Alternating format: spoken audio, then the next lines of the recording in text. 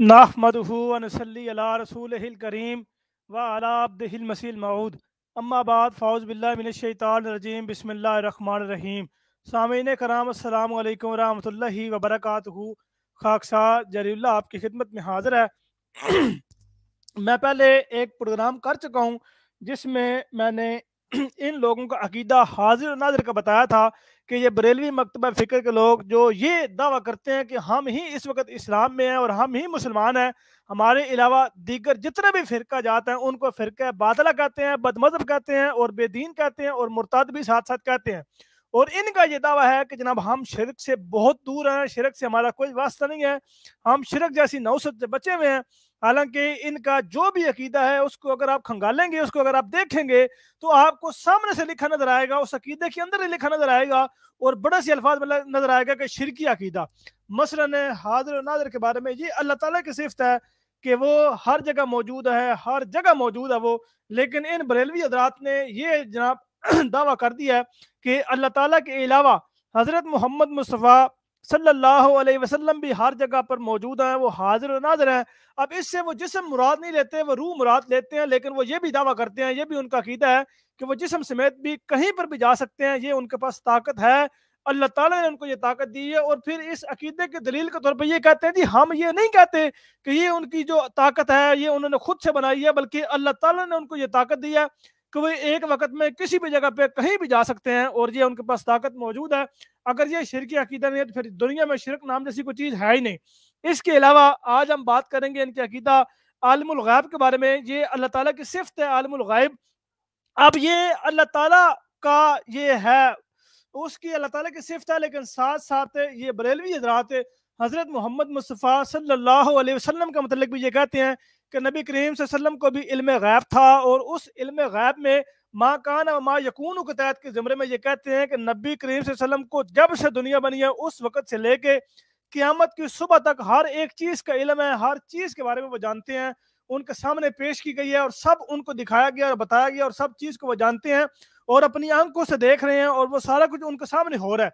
यानी जिस तरह एक बंदा कंप्यूटर पे बैठ के 6 कैमरे अगर वो लगाता है और 6 कैमरे को एक स्क्रीन पर अटैच करके वो एक बंदा उन 6 स्क्रीनों पर देख सकता है, इस तरह ही नबी करीम सल्लल्लाहु अलैहि वसल्लम को कब्र अतहर में सारा कुछ दिखाया जा रहा है और वो सारा कुछ देख रहे हैं, सारों की हाल से भी वाकिफ है, सारों की अमाल से भी वाकिफ है और सब कुछ जो दुनिया में हो रहा है उनसे किसी भी चीज़ का वो पर्दा नहीं है, सारा कुछ वो जानते हैं। ऐसा अकीदा, ये अकीदा, इस अकीदे के बारे में कहते हैं जी हमारे पास दलाइल हैं और इसके बारे में फिर ये भी कहते हैं ये शिरकी अकीदा नहीं है। शिरक पता नहीं शिरक किस चीज़ को नाम, ये शिरक का नाम क्या देते हैं कि एक सिफ्त जो अल्लाह ताला की सिफ्त है उस सिफ्त को नबी अकरम सल्लल्लाहु अलैहि वसल्लम की तरफ मंसूब करना और उनमें वो सारी बातें मानना शिरक नहीं है। तो बताएं भी शिरक नाम किस चीज़ का है।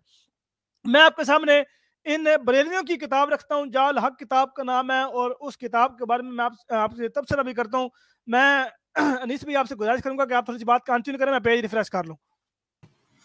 जज़ाकुमुल्लाह वासनल जज़ा। जैसा कि सामीन बड़ी वजाहत के साथ हमारे प्यारे भाई जरीउल्लाह साहिब ने आपकी खिदमत में इस बात को रख दिया है और बता दिया है कि आज जिस मौजू को वो डिस्कस कर रहे हैं वो अकीदा इल्म गैब का है, आलिमुल गैब होने का अकीदा है, जो हज़रत सल्लल्लाहु अलैहि वसल्लम की निस्बत से खास कर हमारे इंडो पाक के अंदर जो कसरत के साथ मेजॉरिटी जिन लोगों की है वो ये रखते हैं। उनमें बरेलवी हजरात सर फहरिस्त हैं कि उनका ये अकीदा है कि रसूलुल्लाह सल्लल्लाहु अलैहि वसल्लम को अल्लाह ताला ने इल्म गैब अता किया और वो आज और आइंदा क्या होगा हर चीज़ के बारे में इस बात का इल्म रखते हैं, जो कि आज कुरान करीम अगर हम देखें तो ये सिर्फ और सिर्फ खुदा ताला के लिए तयशुदा है। बात सिर्फ ये है कि अगर हम जब भी अगर आप जब आ गए जी मैं आ गया हूँ जी, कंटिन्यू कीजिए, फिर मैं इंशाल्लाह से इसको हम तफसील में लेके आएंगे। जी ठीक है, जज़ाकल्लाह, thank you so much Anees भाई। जी मैं बात कर रहा था इनके इल्म गैब के बारे में जो नबी करीम सल्लल्लाहु अलैहि वसल्लम का मतलब ये बात बयान करते हैं اب میں آپ کے سامنے ان کی ایک کتاب رکھا ہوں، اس کتاب کے بعد ہم اس کتاب پر تبصرہ کرتے ہیں، اس میں چیدہ چیدہ باتیں آپ کے سامنے پیش کریں گے کہ یہ علم غیب کے حوالے سے کس حد تک جا سکتے ہیں کہ ان لوگوں نے علم غیب ثابت کرنے کے لیے نبی کریم صلی اللہ علیہ وسلم کی موت کو بھی شہادت کا رتبہ دے دیا، شہادت کا نام دے دیا، تاکہ ان کا من گھڑت خود ساختہ شرکیہ مشرکانہ عقیدہ کسی نہ کسی طریقے سے ثابت ہو۔ یہ آپ کے سامنے کتاب کا نام ہے جی جا الق وضاحق الباطل۔ اس کتاب کو المعروف فیصلہ مسائل جلد اول اضافات جدیدہ و ضمیمہ عجیبیہ جناب کے ساتھ ہے، جس میں موجودہ زمانہ کے عام مختلف ہی مسائل کا نہایت محققانہ مدلل فیصلہ کر دیا گیا ہے۔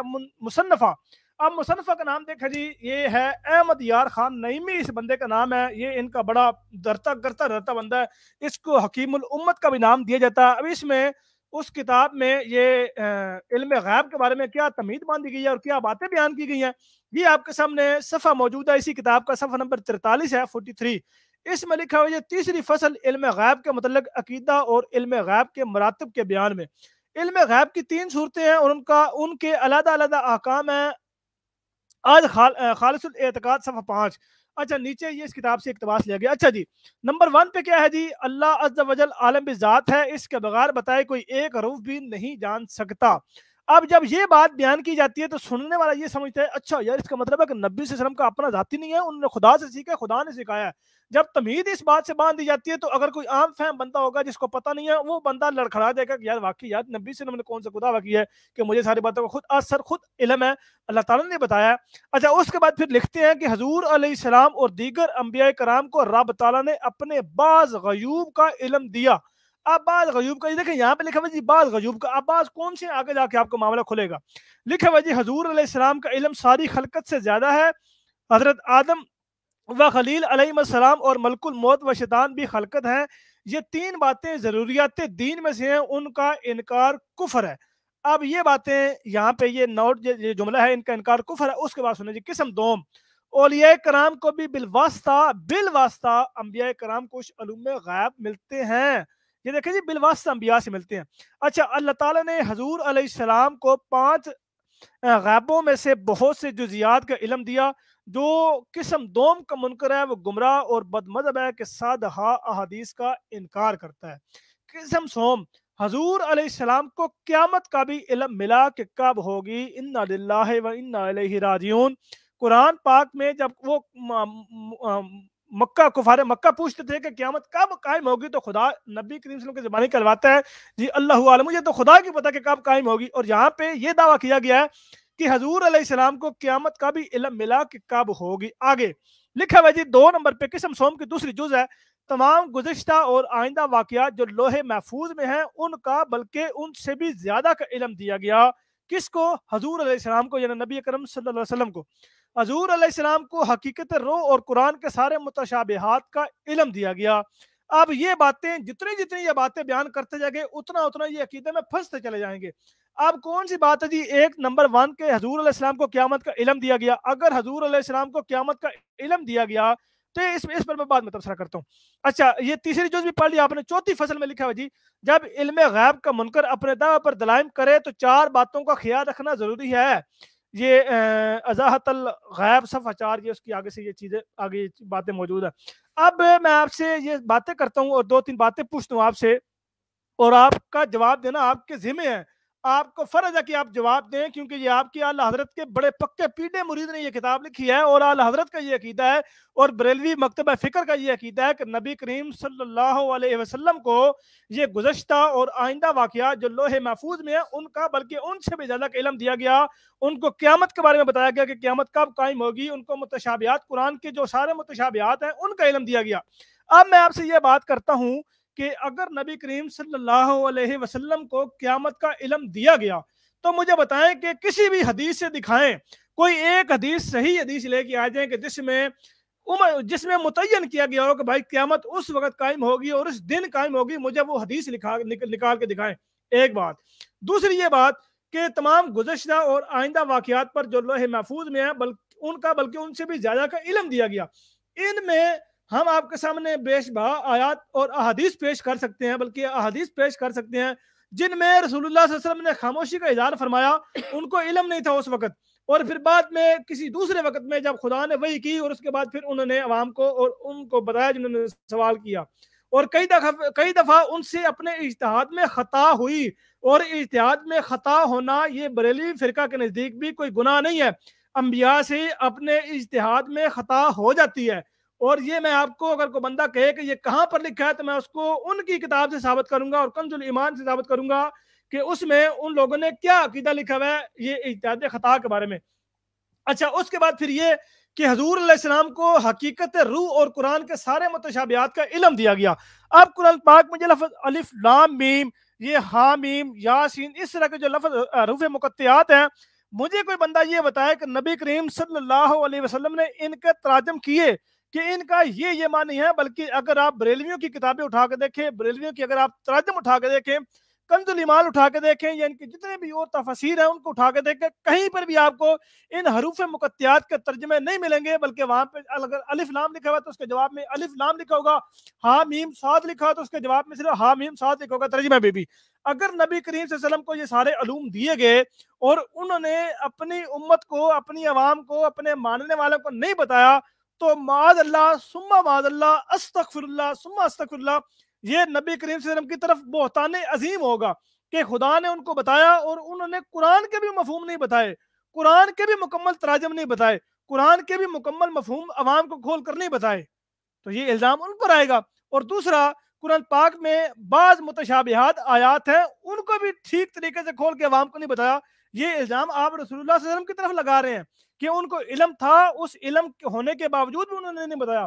پہلی بات یہ کہ قیامت کا سوال کوئی حدیث نکال کے دکھائے جس میں رسول اللہ صلی اللہ علیہ وسلم نے بتایا کہ قیامت اس دن قائم ہوگی اور اس وقت دن بتایا ہو۔ ویسے تو بڑی احادیث ملتی ہے نا کہ قیامت اس وقت تک قائم نہیں ہوگی جب تک کہ یہ کام نہ ہو جائے، جب تک کہ یہ کام نہ ہو جائے۔ اس میں بھی دن کا نہیں بتایا گیا، اس میں بھی وقت کا نہیں بتایا گیا، بلکہ صرف ایک بات کی گئی ہے جو خدا نے بتایا، نبی کریم صلی اللہ علیہ وسلم نے بتا دیا۔ ہمارا یہ ایمان ہے، ہمارا جماعت احمدیہ عالمگیر کا یہ ایمان ہے، یہ عقیدہ ہے کہ اللہ تعالیٰ نے جو کچھ بھی حضرت محمد مصطفیٰ صلی اللہ علیہ وسلم کو بتایا، آپ صلی اللہ علیہ وسلم نے وہ سارا کچھ کھول کے اپنی عوام کو، امت کو بتا دیا، امت محمدیہ کو بتا دیا۔ کوئی چیز بھی اپنے پاس لے کر کیا وہ ان کی وفات نہیں ہوئی، سب کچھ بتا دیا۔ لیکن آپ لوگوں کے ہاں تو یہ عقیدے موجود ہیں جناب، کتابوں میں لکھے ہوئے ہیں کہ رسول اللہ صلی اللہ علیہ وسلم کے پاس یہ بھی علم تھا، یہ بھی علم تھا، یہ بھی علم تھا، لیکن انہوں نے بتایا ہی نہیں۔ اور پھر اس کو جواب میں کیا لکھتے ہیں جی، کوئی مصلحت تھی، اس مصلحت کے وقت میں اس مصلحت کو محلول رکھتے ہوئے انہوں نے بتایا ہی نہیں ہے۔ یار یہ نبی کریم صلی اللہ علیہ وسلم کی گستاخی نہیں ہے تو بتائیں اور کیا بات ہے؟ مثلاً ایک بندہ، ایک بادشاہ اپنے کسی وزیر کو منتخب کرتا ہے اور وہ بادشاہ اس محل کے، اس جگہ کے جس کا وہ بادشاہ ہوتا ہے، اس کے سارے وہ جو غیوب ہیں، اس کے سارے غائب کی باتیں ہیں، سارے اس کے دروازے، سب کچھ وہ بتا دیتا ہے اپنے کسی وزیر کو، اور پھر وزیر اپنی رعایا کو نہیں بتاتا، تو کوئی بندہ اس وزیر کو منصف اور انصاف پسند کہہ سکتا ہے؟ کوئی بھی نہیں کہے گا۔ لیکن یہاں پہ رسول اللہ صلی اللہ علیہ وسلم کی جب بات آتی ہے تو وہاں پہ آپ یہ کہتے ہیں کہ اللہ تعالیٰ نے تو بتایا نبی کریم صلی اللہ علیہ وسلم کو، لیکن نبی کریم صلی اللہ علیہ وسلم نے یہ بیان نہیں کیا۔ تو مجھے بتائیں کہ اگر یہ باتیں آپ غیروں کو سمجھائیں گے، آپ ان غیر مسلمین کو سمجھائیں گے، تو وہ اس سے کیا نتیجہ خود کریں گے کہ ایک چیز بتائی گئی ہے اس کے باوجود نبی صلی اللہ علیہ وسلم نے کھول کے نہیں بیان کیا۔ انا للہ و انا الیہ راجعون۔ میں آپ کے سامنے پھر اسی کتابوں سے چند باتیں رکھوں گا، لیکن اس سے پہلے میں اپنے محترم انیس الرحمان صاحب کی طرف چلتا ہوں۔ السلام علیکم ورحمۃ اللہ۔ جی وعلیکم السلام ورحمۃ اللہ وبرکاتہ۔ جی جزاک اللہ، بہت شکریہ، آپ نے بڑا زبردست طریقے سے مقدمہ لوگوں کی خدمت میں پیش کر دیا ہے۔ اللہ تعالیٰ سورہ احزاب آیت نمبر 19 جو ہمارے غیر احمدیوں کے تراجم میں ہیں، اس کے اندر بھی اس بات کا جو ہے وہ ذکر کرتا ہے کہ غیب کے حوالے سے، لیکن میں اپنی بات کو پہلے جو سب سے پہلے ہے وہ وہاں سے شروع کرتا ہوں جہاں سے آسانی سے سمجھ آ سکے۔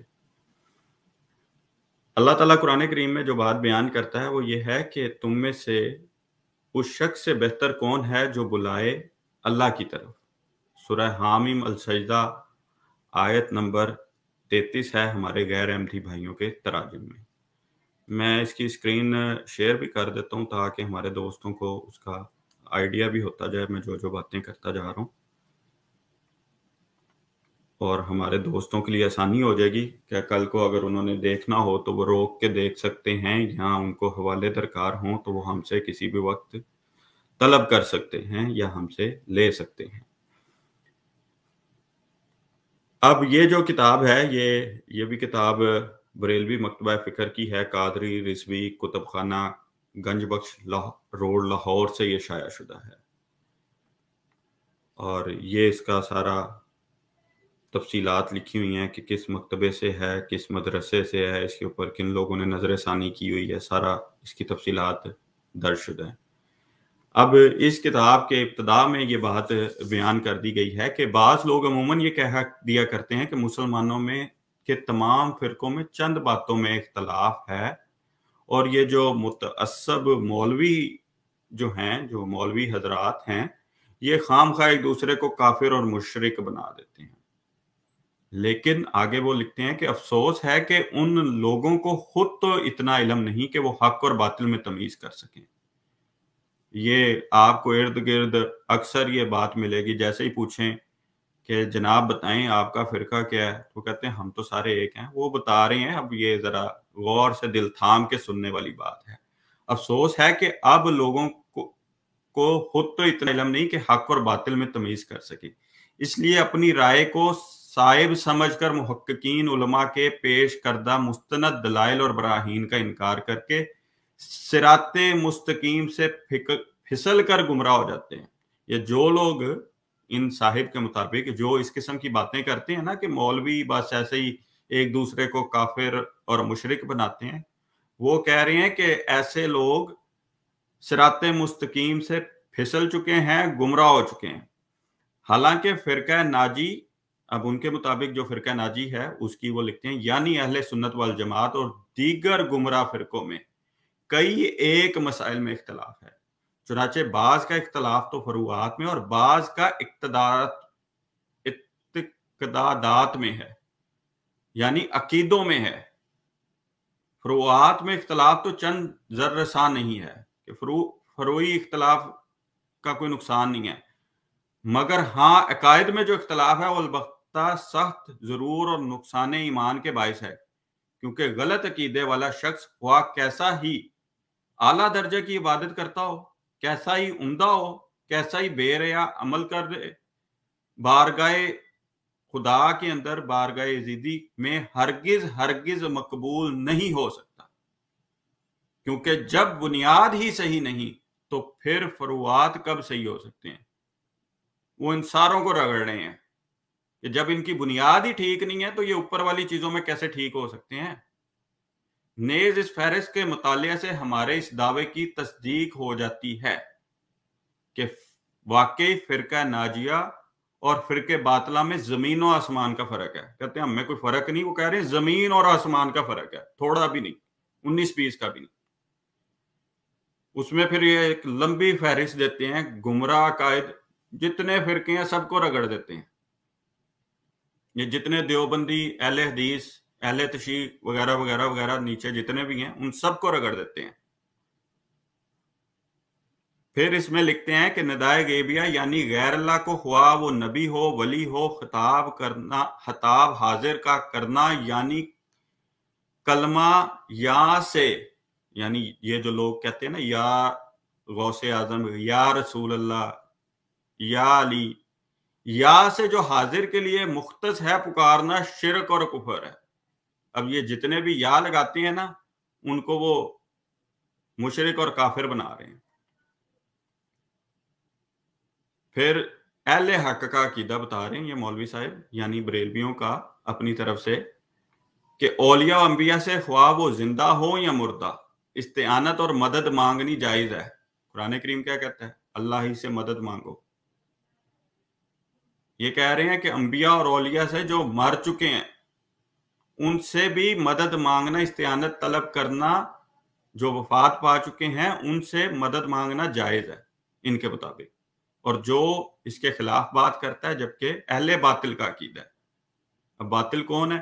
غیر اللہ کے سے خواہ وہ نبی ہو یا ولی ہو مدد مانگنی شرک اور کفر ہے، یعنی جو یہ عقیدہ رکھے کہ صرف مدد مانگنی ہے اللہ سے उसके अलावा किसी से, वो नबी हो या वली हो, उससे मदद मांगनी, इस्तिआनत तलब करनी वफात पाने के बाद भी शिरक और कुफर है। अब साबित क्या हो रहा है कि दोनों मुतजाद, दोनों किनारों पे खड़े हैं, एक मशरिक में और एक मगरिब में खड़ा है। फिर फरमाते हैं अहले हक का अकीदा क्या है। अंबिया औलिया को इल्म गैब अताई और वहबी अल्लाह ताला की तरफ से जानना सही और दुरुस्त है। ये इनके मुताबिक सही लोगों का अकीदा है कि अंबिया और औलिया को इल्म गैब अता होता है, वो सब गैब की बातों को जानते हैं। और बातिल जिनको कह रहे हैं, जिनका मतलब जो इनके मुखालिफ ग्रोह है, उनको कह रहे हैं अल्लाह ताला के सिवा, उनका ये अकीदा है कि अल्लाह ताला के सिवा किसी मखलूक को, हुआ वो नबी हो या वली हो, गैब दान जानना कुफर और शिरक है। यहां से भी चीज सामने आ जाती है कि ये जो कहा जाता है ना, हम एक हैं, तो ये एक ऐसे होते हैं। फिर आप तो ये भी कह सकते हैं कि हम और ईसाई भी एक हैं, वो खुदा का बेटा मानते हैं, हम खुदा का नबी मानते हैं, फर्क तो इतना ही है। जबकि खुदा ताला उनको क्या कह रहा है, मुशरिक कह रहा है, काफिर कह रहा है। अब इस सारे मामले में कि जितने ये ग्रोह दूसरे ग्रोह को काफिर व मुशरिक कहता है, तो एक तालिब हक के दिल में ख्वाम ख्वाह ये सवाल पैदा होता है कि ये जितने ग्रोह है ना, एक दूसरे को काफिर मुशरिक कहते हैं, तो एक जो मेरे जैसा इंसान होता है, जो तालिब हक होता है, हमेशा उसके दिल में ये सवाल रहता है। और जितने मुत्तकी लोग हैं, लाजमी तौर पे उनके दिल में ये सवाल उठता है कि उन फिरकों में से कौन सा फिरका राह रास्त और सिराते मुस्तकीम पे, क्योंकि सिराते मुस्तकीम एक ही है, और कौन सा गलती और गुमराही पर है, उनके परखने का सही मेयार क्या है। अब वो सही मेयार क्या पेश कर रहे हैं, उसके अंदर भी देख लें कि 72 फिरके दोज़खी हैं, एक फिरका नाजी और बहिश्ती है। यानी जितने इनके सिवा हैं वो सारे दोज़खी हैं। और इसके जवाब में क्या लिखते हैं, इसमें शक नहीं कि इस्लाम के सैकड़ों मुतजाद असूल के फिरकों को देखकर एक तालिब हक खुद ब खुद सही और ठीक का फैसला नहीं कर सकता, और कौन सा फिरका हक पर है और कौन सा गलती पर और गुमराही पर है, जब तक उसके परखने का सही मयार, पैमाना और कसौटी मालूम ना हो जाए। क्योंकि इसका सही मयार खुद हजूर अलैहिस्सलाम ने ही बतला दिया है। इसलिए जिस फिरके के असूल और कवायद उसके मुताबिक होंगे वही सच्चा करार दिया जाएगा, बाकी गलत। रसूलुल्लाह सल्लल्लाहु अलैहि वसल्लम का फतवा यह है कि एक ही ठीक है, जो उसके मुताबिक होगा वो सच्चा होगा, बाकियों को गलत ही कहना है। रसूलुल्लाह सल्लल्लाहु अलैहि वसल्लम ने भी गलत कहा है, लेकिन ये कहते हैं हम एक हैं। भाई ये कौमी तराना नहीं है कि इस परचम के साए तले हम एक हैं। इस्लाम के परचम के साए तले वो एक ही है, मिल मिला के सारे एक नहीं हो रहे। चुनाचा रसूलुल्लाह सल्लल्लाहु अलैहि वसल्लम ने फरमाया, मेरी उम्मत के 73 फिरके होंगे, जिनमें से 72 तो गुमराह और दोज़खी होंगे, एक फिरका नाजी बहिश्ती होगा जो अहले सुन्नत वल जमात के नाम से मसूम होगा, जैसा कि मुस्नद इमाम अहमद, अबू दाऊद और तिरमिज़ी में मौजूद में दर्ज है। रसूलुल्लाह सल्लल्लाहु अलैहि वसल्लम ने फरमाया, रसूलुल्लाह सल्लल्लाहु अलैहि वसल्लम क्या फरमा रहे हैं, यानी बनी इसराइल के 72 फिरके थे और मेरी उम्मत के 73 फिरके होंगे जो असूल और अकायद में इख्तलाफ रखेंगे, फरूआत में नहीं। कुल्लुहुम फिन्नार, सारे के सारे दोज़खी हैं, इल्ला मिल्लतुन वाहिदा, यानी सब के सब दोज़ख के मुस्तहिक है मगर एक फिरका के। यानी सहाबा ने कहा कालू मन हैया, कि वो कौन सा फिरका है, काला माना लही व असहाबी, कि वो मेरे और मेरे सहाबा के तरीक पर होगा। यानी एक फिरका बहिश्ती फिरका है, इसका नाम जमात है। और जमात क्या होती है, इमाम के साथ होती है और इमाम के बगैर होती है। अब अपने आप को जो मर्जी जमात लिख के इमाम के बगैर ही जमात बना के बैठ जाएं, यानी मस्जिद में जाएं, किसी को इमाम ना बनाएं और कह दें हम बाजमात नमाज अदा कर रहे हैं। सोचने की बात है। मेरे जैसे जो तकवा के साथ सोचता है उसके लिए ये सिर्फ हल्की सी डोज है। चुनाचा जमाना खुलफाए राशिदीन के बाद ही अकायद की जुजियात में इख्तलाफ शुरू हो गया कि खुलफाए राशिदीन के इस दुनिया से पर्दा फरमा जाने के बाद इख्तलाफ का इब्तिदा होगी। गोया वो तरीका जो हज़रत सल्लल्लाहु अलैहि वसल्लम यहाँ सहाबा का तरीका था, इसमें बाज ने अपनी नफसानी ख्वाहिश से अपनी राय को दखल देकर कितने ही लोगों को राय रास्त से हटाकर अपने अकायद मुख्तरिया के मुताबिक कर दिया। इसी तरह होते होते बहुत से फिरके पैदा हो गए, हत्ता के 72 तक नौबत पहुंच गई। और जिस फिरके में से ये फिरके निकलकर अलग हुए वो 73वां फिरका था, यानी जिसका नाम फिरका नाजिया, निजात पा जाने वाला फिरका। तो जो फिरका खुदा का फिरका है उसको तो खुदा तआला कायम करता है। जब फिरका दर फिरका होते गए तो इनमें से तो किसी एक का भी ये दावा नहीं है कि हमें खुदा ने कायम किया। तो ये चीजें काबिल गौर हैं। फिर इस बात की तरफ एक इशारा है कि हर आकिल को तस्लीम है कि जब तक अकीदा ना सही हो कोई अमल मकबूल नहीं हो सकता है। नमाज, रोजा, ज़कात, कोई चीज कबूल नहीं होनी जब तक अकीदा सही ना हो। ये इनके अकीदा है। अल्लाह ताला ने आपको सिफ्ते इल्मे गैब अता फरमाई थी, लिहाजा रसूलुल्लाह सल्लल्लाहु अलैहि वसल्लम को आलम मुग़िबात बिल वास्ता यानी वहबी गैब मानने से तो ना शिरक लाजिम आता और ना ही कुफर, मगर हाँ जो हजूर सल्लल्लाहु अलैहि वसल्लम की इस सिफत का मुतल्लिकन मुनकिर है अलबत्ता वो काफिर है। यानी जो शख्स ये इनकार करे कि रसूलुल्लाह सल्लल्लाहु अलैहि वसल्लम आलमुल गैब नहीं थे, कि हर चीज का गैब का इल्म वो नहीं थे रखते, वो काफिर है। और उसके कुफर में शक शुबा करे वो भी काफिर है, जिसको किसी किस्म का शक भी हो। बस जिस तरह हजूर सल्लल्लाहु अलैहि वसल्लम की रसालत का जो मुनकिर है बिल इत्तफाक काफिर है, इसी तरह अगर कोई इस सिफत का या इस जैसी बाकी जो सिफात वो पेश करते हैं, इन सिफात का मुनकर भी मुहक्किकीन के नजदीक काफिर है, किसी किस्म का शक शुबा नहीं रह रहे, ऐसा ही काफिर है। कुफर दूनल कुफर को बाद में आता है। कहते हैं जिस तरह रसूल की रसालत का मुनकर काफिर है, इसी तरह इन सिफात का मुनकर भी काफिर है। कुफर दूनल कुफर वाली मिसाल नहीं दी जा रही, सीधा ही फारिग किया जा रहा है कि अल्लाह ताला ने अंबिया व औलिया को इल्मे गैब अता किया हुआ है। जो शख्स अंबिया औलिया को गैब दान, आगे ब्रैकेट करके लिखते हैं अताई, कि अल्लाह ताला ने अता कर दिया, नहीं मानता, वो नाजी अहले सुन्नत से खारिज है, ख्वाह वो कोई भी हो। अब इसके ऊपर अहमद रजा बरेलवी साहिब, जिनके बारे में ये ऐलान किया जाता है कि इस सारे मुकदमे को वो अपने इस बात को लिखते हैं कि इस मिशन को नहायत, यानी ये जो इल्मे गैब के इनका मुनकिर होने का जो मिशन है ना, इसको नहायत होशियारी से और खून खारी से अंग्रेज की वफादारी के साथ इन हजरात ने चलाया। अब वो उन हजरात का जरा वो कहते हैं ना लिस्ट या कच्चा चट्ठा खोल रहे हैं, जिन्होंने मज़कूरा लोगों के अकायद को अपनाया और उनकी तायीद और तस्दीक की। चुनाचा एक साहिब रकम तराज हैं। अब वो साहिब रकम तराज फतावा रशीदिया के मुसन्निफ हैं। उनके बारे में लिखते हैं, मोहम्मद बिन अब्दुल वहाब के मुक्तदियों को वहाबी कहते हैं। उनके अकायद अमदा थे और मजहब उनका हम्बली था। कि उनके अकीदे के फतावा रशीदिया का मुसन्निफ लिख रहे हैं कि उनके अकायद उम्दा थे और मजहब उनका हम्बली था, अलबत्ता उनके मजाज में शिद्दत थी, मगर वो इब्ने अब्दुल वहाब और उनके मुक्तदी वहाबी अच्छे हैं, वो उनको अच्छा समझ रहे हैं।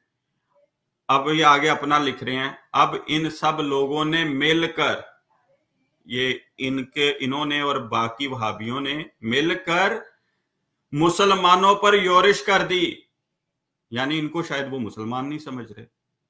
इन सब का पहला निशाना बुजुर्गाने दीन की अकीदत थी, फिर सिलसिला ब सिलसिला नबी करीम सल्लल्लाहु अलैहि वसल्लम तक किसी को ना छोड़ा। इन लोगों ने नबी करीम सल्लल्लाहु अलैहि वसल्लम की अजमत कम करने में कोई कसर ना उठा रखी थी।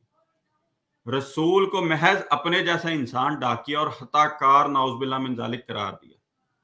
इल्मे गैब जो रसूलुल्लाह सल्लल्लाहु अलैहि वसल्लम की तरफ से हता हुआ है उसका इनकार किया और कहा कि जो अल्लाह के बताने से भी रसूल के लिए इल्मे गैब माने वो शिरक है। हालत नमाज में रसूलुल्लाह सल्लल्लाहु अलैहि वसल्लम का तसव्वुर आ जाए माज़अल्लाह, तो उसको कहते हैं माज़अल्लाह तौबा अस्तगफिरुल्लाह تو یہ گائے بیل کے تصور سے بھی مستغرق ہونے سے بدتر ہے. یہ تقویت العلماء کی ایک عبارت ہے جس کے اندر اس چیز کو وہ پیش کرتے ہیں کہ نماز میں نبی کا خیال گدھے کے خیال سے نعوذ باللہ من ذالک بدتر ہے. تو اس کی طرف اشارہ کر کے یہ ذکر کر رہے ہیں. اللہ تعالیٰ نے انبیاء علیہ السلام کو ظاہر و باطن کے علوم سے مزین فرما کر دنیا میں کہ دلوں کے حال تک بتا کے بھیجا ہے اللہ نے.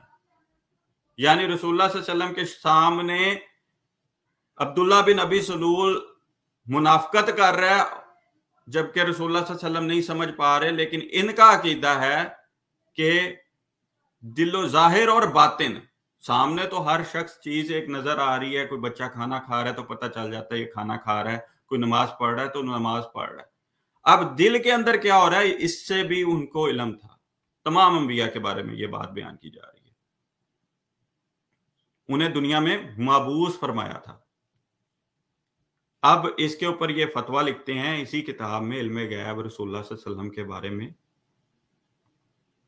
یہ مسئلہ ہے کہ حضرات کرام اہل سنت کیا فرماتے ہیں اس مسئلہ میں کہ زید دعویٰ کرتا ہے کہ رسول اللہ صلی اللہ علیہ وسلم کو حق تعالیٰ نے علم غیب عطا فرمایا، دنیا میں جو کچھ ہوا اور ہوگا حق کو ابتدائے خلق سے لے کر دوزخ و جنت، یعنی ابتدائے دنیا سے لے کر جب دنیا کو خدا تعالیٰ نے تخلیق کیا تب سے لے کر دوزخ و جنت میں داخل ہونے تک کا تمام حال ان کو معلوم ہو.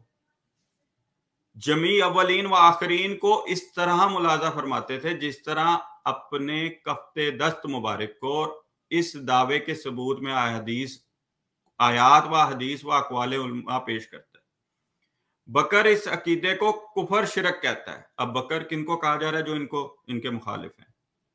وہ ان کو کفر اور شرک کہتے ہیں کہ حضور صلی اللہ علیہ وسلم کچھ نہیں جانتے تھے حتیٰ کہ آپ کو اپنے خاتمے کا حال بھی معلوم نہ تھا، اور اپنے اس دعوے کے اس بات میں کتاب تقویت الایمان کی عبارت پیش کرتا ہے اور کہتا ہے کہ رسول اللہ صلی اللہ علیہ وسلم کی نسبت جو یہ عقیدہ لکھے کہ آپ کو علم ذاتی تھا خواہ وہ خدا نے عطا فرمایا، دونوں طرح شرک ہے. اب اس کے جواب میں کیا لکھتے ہیں؟ زید کا قول حق و صحیح اور بکر کا زوم مردود و کبھی ہے.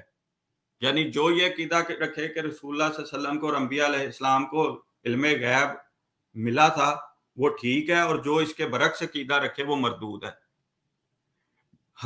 بے شک حضرت عزت عظمتہ نے اپنے حبیب اکرم صلی اللہ علیہ وسلم کو تمامی اولین و آخرین کا علم عطا فرمایا. شرق تا غرب، عرش تا فرش سب انہیں دکھایا. ملکوت السماوات والارض کا شاہد بنایا. روز اول سے روز آخر تک ما کان ما یکون انہیں بتایا. اشیاء مذکورہ سے کوئی ذرا حضور صلی اللہ علیہ وسلم کے علم سے باہر نہ رہا. علم عظیم حبیب کریم علیہ افضل صلاۃ و تسلیم ان سب کو محیط ہوا، نہ صرف اجمالاً بلکہ ہر صغیر و کبیر ہر ربط دیا. بس جو پتا گرتا ہے زمین کی اندھیریوں میں اور جو دانا کہیں پڑا ہے سب کو جدا جدا تفصیلاً جان لیا. اب یہ عقیدہ ہے ان کا. وہ کہہ رہے ہیں، ایک کہہ رہا ہے کہ جو یہ عقیدہ رکھے وہ کافر مشرک، دوسرا کہہ رہا ہے نہیں جو یہ عقیدہ نہ رکھے وہ کافر مشرک. اب خدا تعالیٰ کیا کہہ رہا ہے کہ اللہ تو کہہ رہا ہے کہ ہم نے اس قرآن کو سمجھنے کے لیے آسان کر دیا ہے کوئی نصیحت حاصل کرنے والا ہے، کوئی سوچنے سمجھنے والا، اس سے نصیحت پکڑنے والا کہ اپنے جھگڑوں کو خدا کی طرف تو لوٹاؤ کہ خدا کیا کہہ رہا ہے.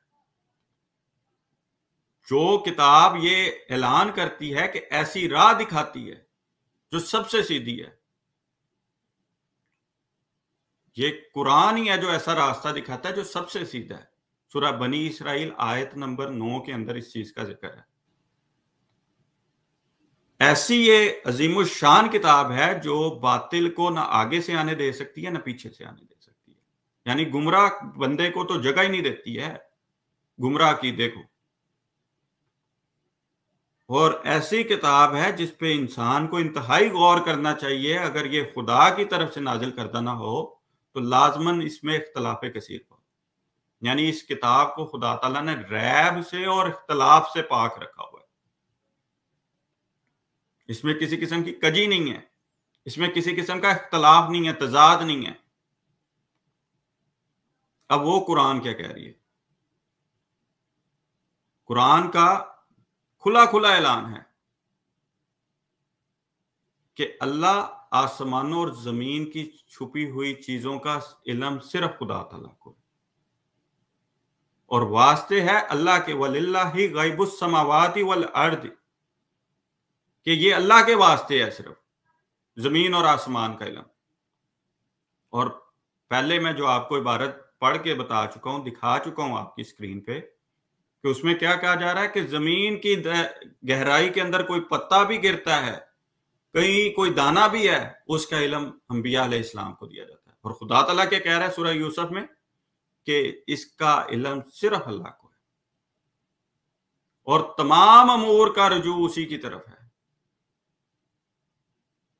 بس تم اسی کی عبادت کرو اور اسی پر توکل کرو.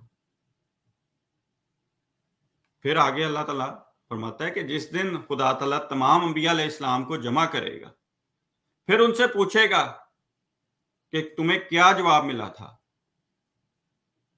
تو اب ہر ایک آج کو کیا جواب دیا جا رہا ہے، آج کا منکر کیا بہانے تلاش کر رہا ہے، تو اس کے اوپر انبیاء علیہ السلام کیا کہیں گے کہ ہمیں کچھ معلوم نہیں، تو ہی غیب کی باتوں سے واقف ہے. اب اللہ تعالیٰ گواہی مانگ رہا ہے، تو کیا انبیاء علیہ السلام کیا نعوذ باللہ من ذالک گواہی دینے سے باز رہیں گے کہ خدا حکم دے کہ بتاؤ کیا جواب دیا تھا؟ تو وہ آگے سے کہیں کہ نہیں خدایا تو ہی بہتر جانتا ہے، تو ہی غیب کی باتیں جانتا ہے. یہ آگے چل کے کیونکہ رسول اللہ صلی اللہ علیہ وسلم کہتے ہیں کہ میں جب اس دنیا سے وفات پا جاؤں گا تو میرے قیامت کے روز میں دیکھوں گا کہ بعض فرشتے میرے بعض لوگوں کو لے کے جائیں گے دوزخ کی طرف، تو میں کہوں گا یہ تو میرے اصحاب ہیں.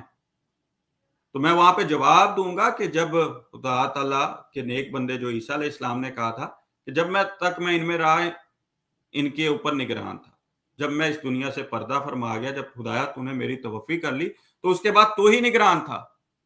جب تو نے مجھے وفات دے دی، اب رسول اللہ صلی اللہ علیہ وسلم کی وفات ہو گئی ہے، اس کے اوپر ہر بندہ مانتا ہے، ورنہ کوئی جاہل قوم ہی ہوگی. عرب کے لوگوں کی جاہلیت کی ایک دلیل ہم یہی پیش کرتے ہیں نا کہ وہ اپنی زندہ بیٹیوں کو دفن کر دیا کرتے تھے. تو یہ امت خیر امت جاہل تو ہو نہیں سکتی، اور نہ ہی نعوذ باللہ من ذالک صحابہ کے بارے میں کوئی یہ بندہ سوچ سکتا ہے کہ وہ تھے کہ اپنے نبی کو جو زندہ ہے اس کو دفن کرتے.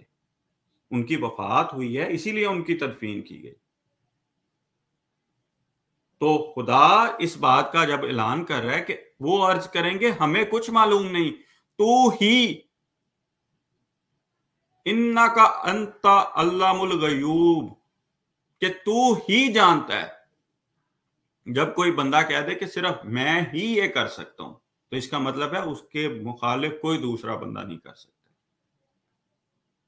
تو انبیاء اعلان کر رہے ہیں کہ صرف تو ہی اس بات سے واقف ہے. تو قرآن کو کہاں کہاں سے باطل کریں گے یہ لوگ، اور پھر دعوے ہیں کہ ہم سچے ہیں، ہم فرقہ ناجیہ ہیں، ہمارے علاوہ باطل ہیں. تو رسول اللہ صلی اللہ علیہ وسلم نے اس کی موٹی دلیل کیا پیش کی تھی؟ وہ میرے اور میرے صحابہ کے طریق پہ ہوگا. اور رسول اللہ صلی اللہ علیہ وسلم کا طریق کیا تھا؟ فَاحْكُمْ بَيْنَهُمْ بِمَا أَنزَلَ اللَّهُ، فیصلہ کرو اللہ کے نازل کردہ کلام کے مطابق. اور قیامت کے روز یہی وجہ ہے کہ لوگ گواہی دیں گے، اور رسول اللہ صلی اللہ علیہ وسلم اس کی گواہی دیں گے سب سے بڑھ کر کہ اے میرے پروردگار، میری اس قوم نے اس قرآن کو چھوڑ رکھا تھا. اب قرآن کو اگر دیکھ کے کوئی بندہ فیصلہ کرے تو یہ تو 2 منٹ کا معاملہ ہے جو حل ہو جاتا ہے. اتنا لڑائی جھگڑا فساد کیوں؟ اللہ کی آیات کو چھوڑ کے تم کس چیز پر ایمان لاؤ گے؟ پھر خدا تعالیٰ فرماتا ہے کہ اللہ کی آیتیں جب ان کو پڑھ کر سنائی جاتی ہیں تو اس کے باوجود، سن لینے کے باوجود بھی جو لوگ غرور اور ضد کرتے ہیں تو ایسے لوگوں کے لیے خدا تعالیٰ نے دکھ دینے والے عذاب کی خوشخبری سنانے کا حکم دیا۔ اور جو منکرین قرآن ہوتے ہیں، جو منکرین ہوتے ہیں، جب ان کے سامنے اللہ کی واضح آیات پڑھی جاتی ہیں تو اس کی ہنسی اڑاتے ہیں۔ ایسے لوگوں کے لیے ذلیل کرنے والا عذاب ہے، عذاب المہین کے نام سے خدا تعالیٰ نے عذاب تیار کر رکھا ہے۔ خدا تعالیٰ تو اس بات کا اعلان کرتا ہے اور کہتے ہیں اور اس پر اس کے پروردگار کی طرف سے کوئی نشانی کیوں نہ نازل ہوئی، یعنی یہ جو منکرین ہیں وہ یہ کہتے ہیں کہ اس کے اوپر کوئی نشانی کیوں نہ نازل ہوئی، تو کہہ دو کہ غیب کا علم تو اللہ ہی کو ہے، سو تم انتظار کرو، میں بھی تمہارے ساتھ انتظار کرتا ہوں، ورنہ بتا دیتے۔ آگے بھی چلتے ہیں، معاملہ 2+2 4 کی طرح قرآن کریم کرتا جائے گا۔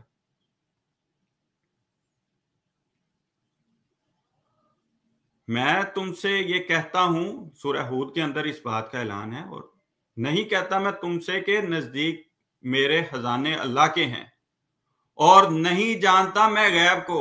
انبیاء علیہ السلام تو اس بات کا اعلان کرتے ہیں کہ اللہ کے خزانوں کا علم بھی اللہ کو ہے اور غیب کا علم بھی صرف خدا تعالیٰ کو ہے۔ انبیاء تک تو وہ خبریں پہنچاتا ہے، وہ خبروں کو لوگوں تک پہنچا دیتے ہیں، لیکن غیب کا علم خدا تعالیٰ کو ہے۔ اگر آپ تک کوئی بندہ خبر پہنچا دے اور آپ کو کہے کہ اس کو آگے پہنچا دو، تو اس سے یہ نہیں ہوگا کہ آپ کو علم غیب مل جائے گا۔ عالم الغیب خدا تعالیٰ کی ذات ہی رہے گی، اور انبیاء کے ذمہ صرف یہی کام ہے کہ بات کو کھول کر پہنچا دو۔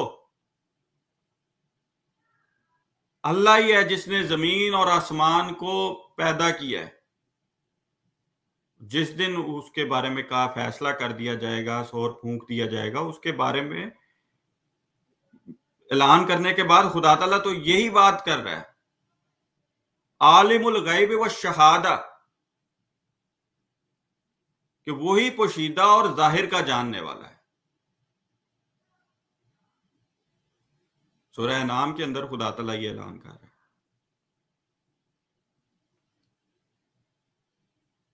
پھر سورہ تغابن کے اندر بھی اسی چیز کا اعلان کیا جا رہا ہے، پوشیدہ اور ظاہر کا جاننے والا اور غالب حکمت والا ہے، کہ جاننے والا ہے ہر چھپی ہوئی چیز کا، غیب کا علم اسی کے ساتھ ہے۔ اور سب سے بڑھ کر، جیسا کہ جری بھائی نے مقدمے میں بتایا کہ ان کا عقیدہ ہے کہ قیامت کے بارے میں بھی بتا دیا گیا، تو خدا تعالیٰ کیا کہہ رہا ہے سورہ اعراف کے اندر، کہ یہ لوگ تم سے قیامت کے بارے میں پوچھتے ہیں کہ اس کے واقعہ ہونے کا وقت کب ہے، تو کہہ دو اس کا علم تو میرے پروردگار ہی کو ہے، وہی اسے اس کے وقت پر ظاہر کر دے گا، اور آسمانوں اور زمین میں ایک بھاری بات ہوگی اور ناگہاں تم پر آ جائے گی، اور تم سے اس طرح دریافت کرتے ہیں گویا تم اس سے بخوبی واقف ہو، کہو اس کا علم تو اللہ ہی کو ہے لیکن اکثر لوگ نہیں جانتے۔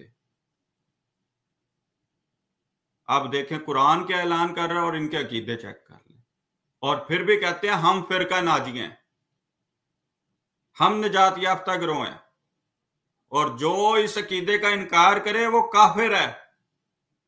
اور اس عقیدے کو پیدا کرنے والا کون تھا ان کے مطابق؟ جو شروع میں نے عبارت پڑھ کے سنائی تھی کہ ان کے مطابق انگریزوں نے اس کو پیدا کیا، جبکہ قرآن 1400 سال پہلے سے اس بات کا اعلان کر رہا ہے کہ یہ لوگ تم سے قیامت کے بارے میں پوچھ رہے ہیں، تو الزام حقیقتاً یہ انگریزوں کو بہانہ بنا کے خدا تعالیٰ کو بھی یہ تنقید کا نشانہ نعوذ باللہ من ذالک بنا رہے ہوتے ہیں۔ جو چیز ان کے خلاف جائے وہ انگریز نے کر دیا، چاہے قرآن ہی ان کے خلاف چاہے وہ بھی انگریز کا ہی آیا پیدا کردہ ہوگا یا خود کاشتہ ہو جائے گا ان کے مطابق نعوذ باللہ من ذالک۔ وہ قرآن تو کہہ رہا ہے کہ کہو اس کا علم تو اللہ ہی کو ہے لیکن اکثر لوگ نہیں جانتے، اور عقیدہ رکھتے ہیں کہ قیامت کا علم بھی اللہ تعالیٰ نے دے دیا، نعوذ باللہ من ذالک۔ صحیح بخاری کے اندر ہے، حضرت عائشہ پہ جب الزام لگتا ہے، جس کی برات کا اعلان خدا تعالیٰ سورہ نور کے اندر کرتا ہے، وہاں پہ بھی ہے رسول اللہ صلی اللہ علیہ وسلم نے اپنی بیوی کو جدا کرنے کے سلسلے میں مشورہ کرنے کے لیے حضرت علی بن ابی طالب، حضرت اسامہ بن زید رضی اللہ عنہ کو بلایا، کیونکہ وہی اس سلسلے میں اب تک، وہ اس سلسلے میں لکھتے ہیں کیونکہ وہی اب تک نہیں آئی تھی، اگر تو غیب کا علم عطا کر دیا گیا تھا، وہی کی ضرورت کیا رہ جاتی ہے پھر بار بار۔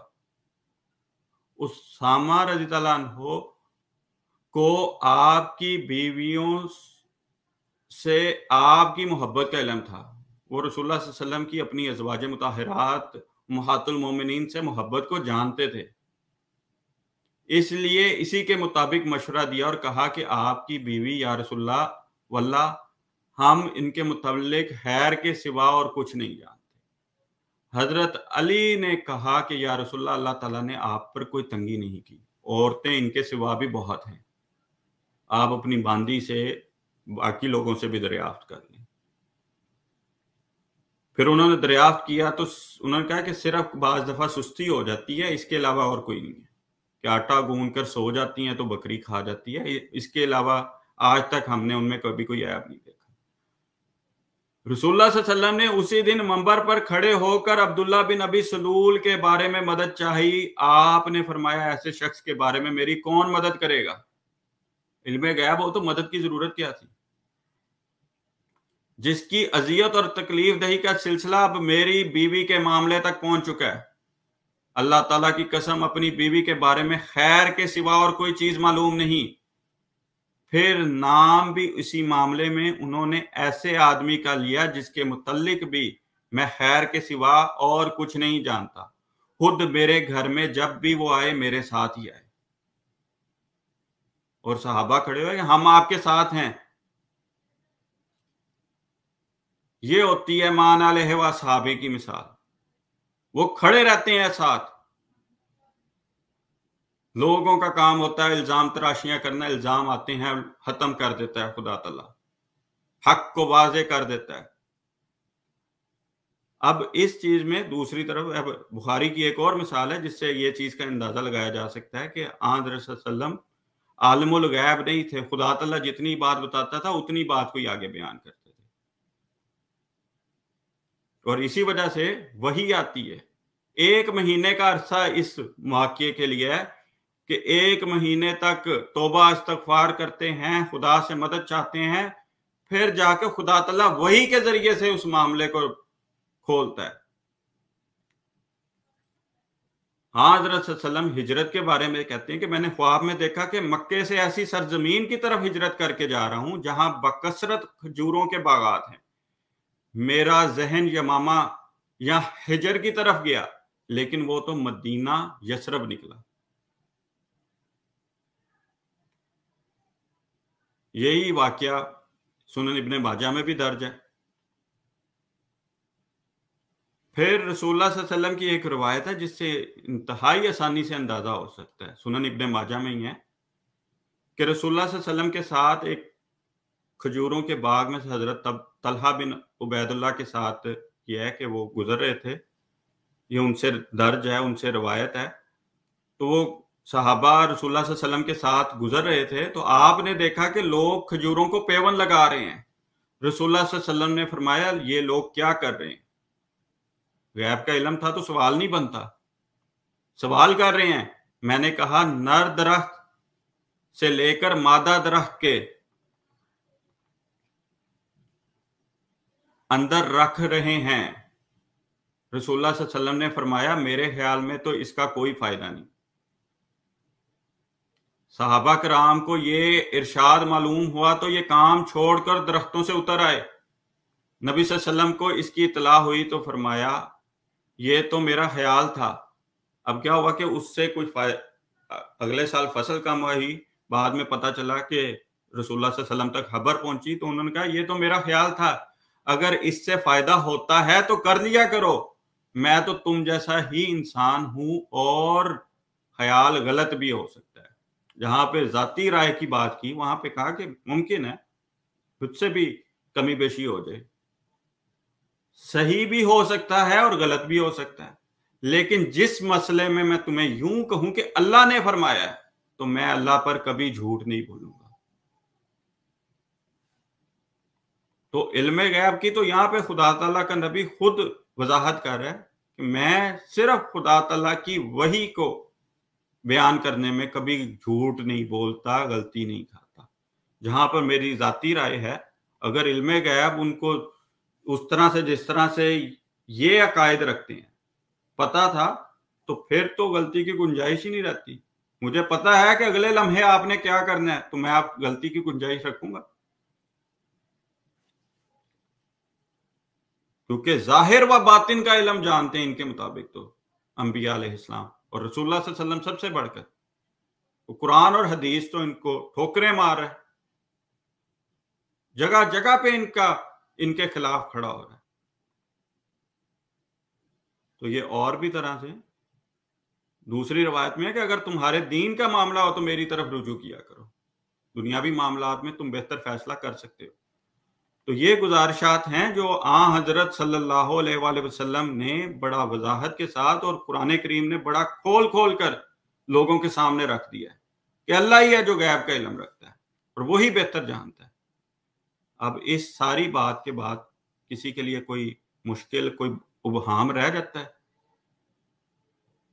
وما علینا الا البلاغ المبین۔ جزاک اللہ۔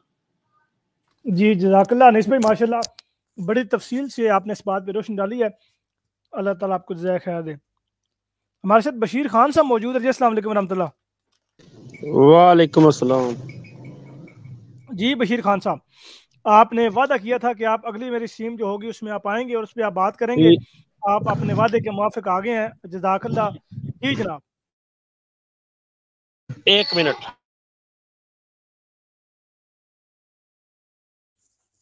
جی ٹھیک ہے جی، میں ایک منٹ ویٹ کر لیتا ہوں۔ جو دوست سے اسے یوٹیوب پر سن رہے ہیں ان سے گزارش ہے کہ اس کو جہاں تک ہو سکے شیئر کریں۔ آپ کے سامنے ماشاءاللہ انیس بھائی نے بڑی تفصیل سے اس بات پہ روشنی ڈال دی ہے، اور سب سے بڑی بات یہ ہے کہ اس میں جو دعویٰ لکھا ہوا ہے قیامت کا، کہ قیامت کب قائم ہوگی، یہ بھی نبی کریم صلی اللہ علیہ وسلم کو بتایا گیا۔ اب اس ضمن میں آپ کے سامنے بخاری کی روایات بھی رکھوں گا اور آپ سے پوچھوں گا کہ یہ روایات کیا ہیں اور اس کتاب میں لکھی اس بات کا کیا جواب ہے۔ جی بشیر صاحب۔ جی میرا یہ لکھا ہوا ہے، ان کا نام فتح اسلام صاحب۔ تو جو بھی ان کا نام ہے فتح اسلام صاحب سے میرا پھر یہ ایک سوال ہے جو انہوں نے یہ سارا دکھایا ہے بڑی وضاحت کے ساتھ اور بڑا اسکرین بھی زوم کر کے۔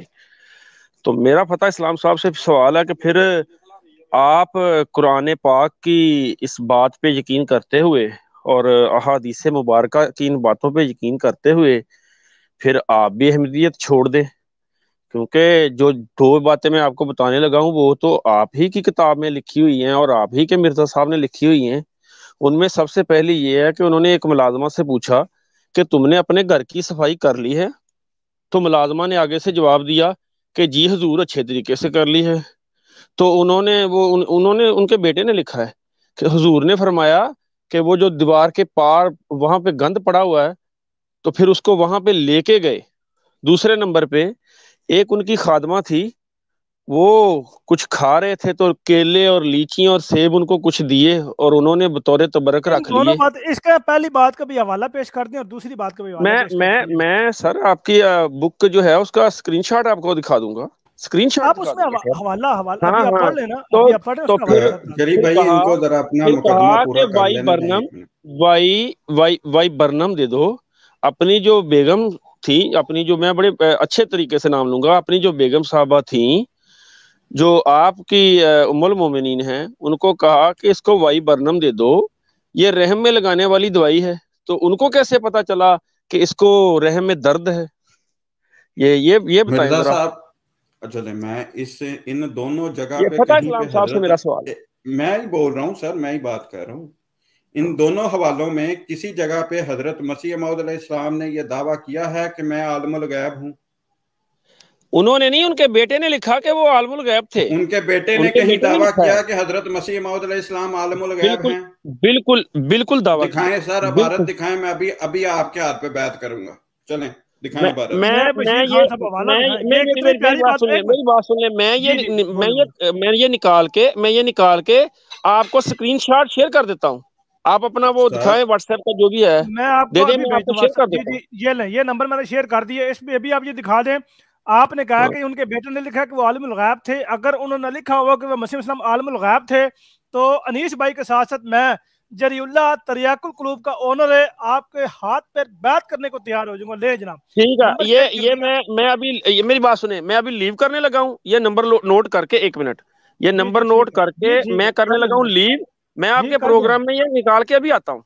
अभी आ दोबारा आ जाएं जाए, आ ठीक जाएं है जी। जनाब, वेट उसमें करते लिखा हैं होना आप। चाहिए कि हजरत वाली, मसीह मौद एक के मिनट, बेटे ने कहा कि हजरत एक मिनट, साहब आलमुल गैब थे। हाँ जी जी एक ठीक है, मिनट, मुझे ये ना नंबर नोट कर लेने दे, एक जी जी मिनट, कर मुझे दें। ये नंबर नोट कर लेने दे, एक मिनट सिर्फ, क्योंकि ये बाद में ना फिर वो शेयर कर।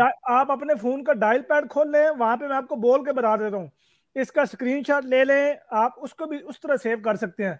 मैं इधर प्राइवेट चैट में लिख देता हूँ, वहां से कॉपी कर लें। लो जी, उन्होंने मेरे ख्याल कॉपी कर लिया। आप चले गए, आप दोबारा वापस चलें आएंगे, देखते हैं चलें जी जी, कौन सा हवाला हवाला लेके भेजते हैं। आएंगे मेरी तरफ। जी हवाला लेके आते हैं। अच्छा, मैं तब तक बात कंटिन्यू करता हूँ, इतना तक में हवाला आ जाएगा, और हवाले में ये बात लिखी होगी कि उनके बेटे ने लिखा है कि मसीह इस्लाम आलमुल गैब थे। ले जी, अगर ये अकीदा हुआ कि हजूर आलमुल गैब थे, तो यार मैं तो जमाती अहमद पे ओ खैर बात कह दूंगा, लेकिन मैं ये बता रहा हूँ कि जब बशीर खान साहब के समेत कोई बंदा, हजारों करोड़ों लाखों बशीर खान साहब भी आ जाएं, वो ये कभी दिखा ही नहीं सकते, क्योंकि हमारा ये अकीदा है ही नहीं। हमारा अकीदा आलिमुल गैब के मतलब सिर्फ खुदा के मतलब है कि वो आलिमुल गैब है। हमारा किसी नबी का मतलब भी ये अकीदा नहीं है कि वो आलिमुल गैब है। किया जाए कि मसीह मौद जो कि उम्मती और गैर किसी नबी है। हमारा जो इमामुल अंबिया हजरत मोहम्मद मुस्तफ़ा सल्लल्लाहु अलैहि वसल्लम का मतलब भी ये अकीदा नहीं है कि वो आलिमुल गैब थे। अब आपने अनीस भाई जो क्यामत के बारे में भी आपने बात बड़ी प्यारी सूरह आराफ की आयत पेश फरमाई है, जिसमें वो लोग सवाल करते हैं कि क्यामत कब कायम होगी, तो उसके जवाब में रसूलुल्लाह फरमाते हैं अल्लाह आलम, अल्लाह बेहतर जानता है, खुदा जानता है क्यामत का कायम होंगी। उस किताब में जो किताब उन्होंने पेश की है, ये किताब जो मैंने पेश की थी जाउल हक, अब इस किताब में दोबारा मैं आपको वह तहरीर दिखाता हूँ। तहरीर दिखाने के बाद मैं आपको बुखारी की रिवायत दिखाता हूँ कि बुखारी की रवायात में क्या बात बयान की गई है, आपके सामने मैं रखता हूँ। अब मैं दोबारा आपको उसी मुकदमे पर लेकर चलता हूँ कि उसमें क्या बातें बयान की गई थी। अब ये आपके सामने मौजूद है जी, इसमें लिखा हुआ है कि किस्म सोम जो है इल्म गैब की, हजूर अलैहिस्सलाम को क़यामत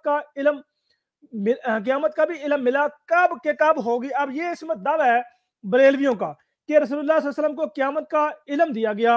अब इस ज़िमन में मैं आपके सामने बुखारी की रवायात पेश करता हूँ। बुखारी की रिवायत में आता है कि सैयदना अब्दुल्लाह बिन उमर रज़ियल्लाहु अन्हुमा से रिवायत है कि रसूलुल्लाह सल्लल्लाहु अलैहि वसल्लम ने फरमाया मिफ्ताहुल गैबिल खम्सुन, कि पांच जो चीजें हैं, पांच चीजें गैब की कुंजियां हैं, उनमें एक ये है कि उन्हें अल्लाह के सिवा कोई नहीं जानता। ये बात मौजूद है कि उन्हें अल्लाह के सिवा कोई नहीं जानता, ला यअलमुहा इल्लल्लाह, कि उनको अल्लाह के सिवा कोई नहीं जानता, अल्लाह के सिवा कोई नहीं जानता कि कल क्या होने वाला है, ये खुदा के अलावा कोई नहीं जानता। अल्लाह के सिवा कोई नहीं जानता कि औरतों के रहम में क्या चीज़ है।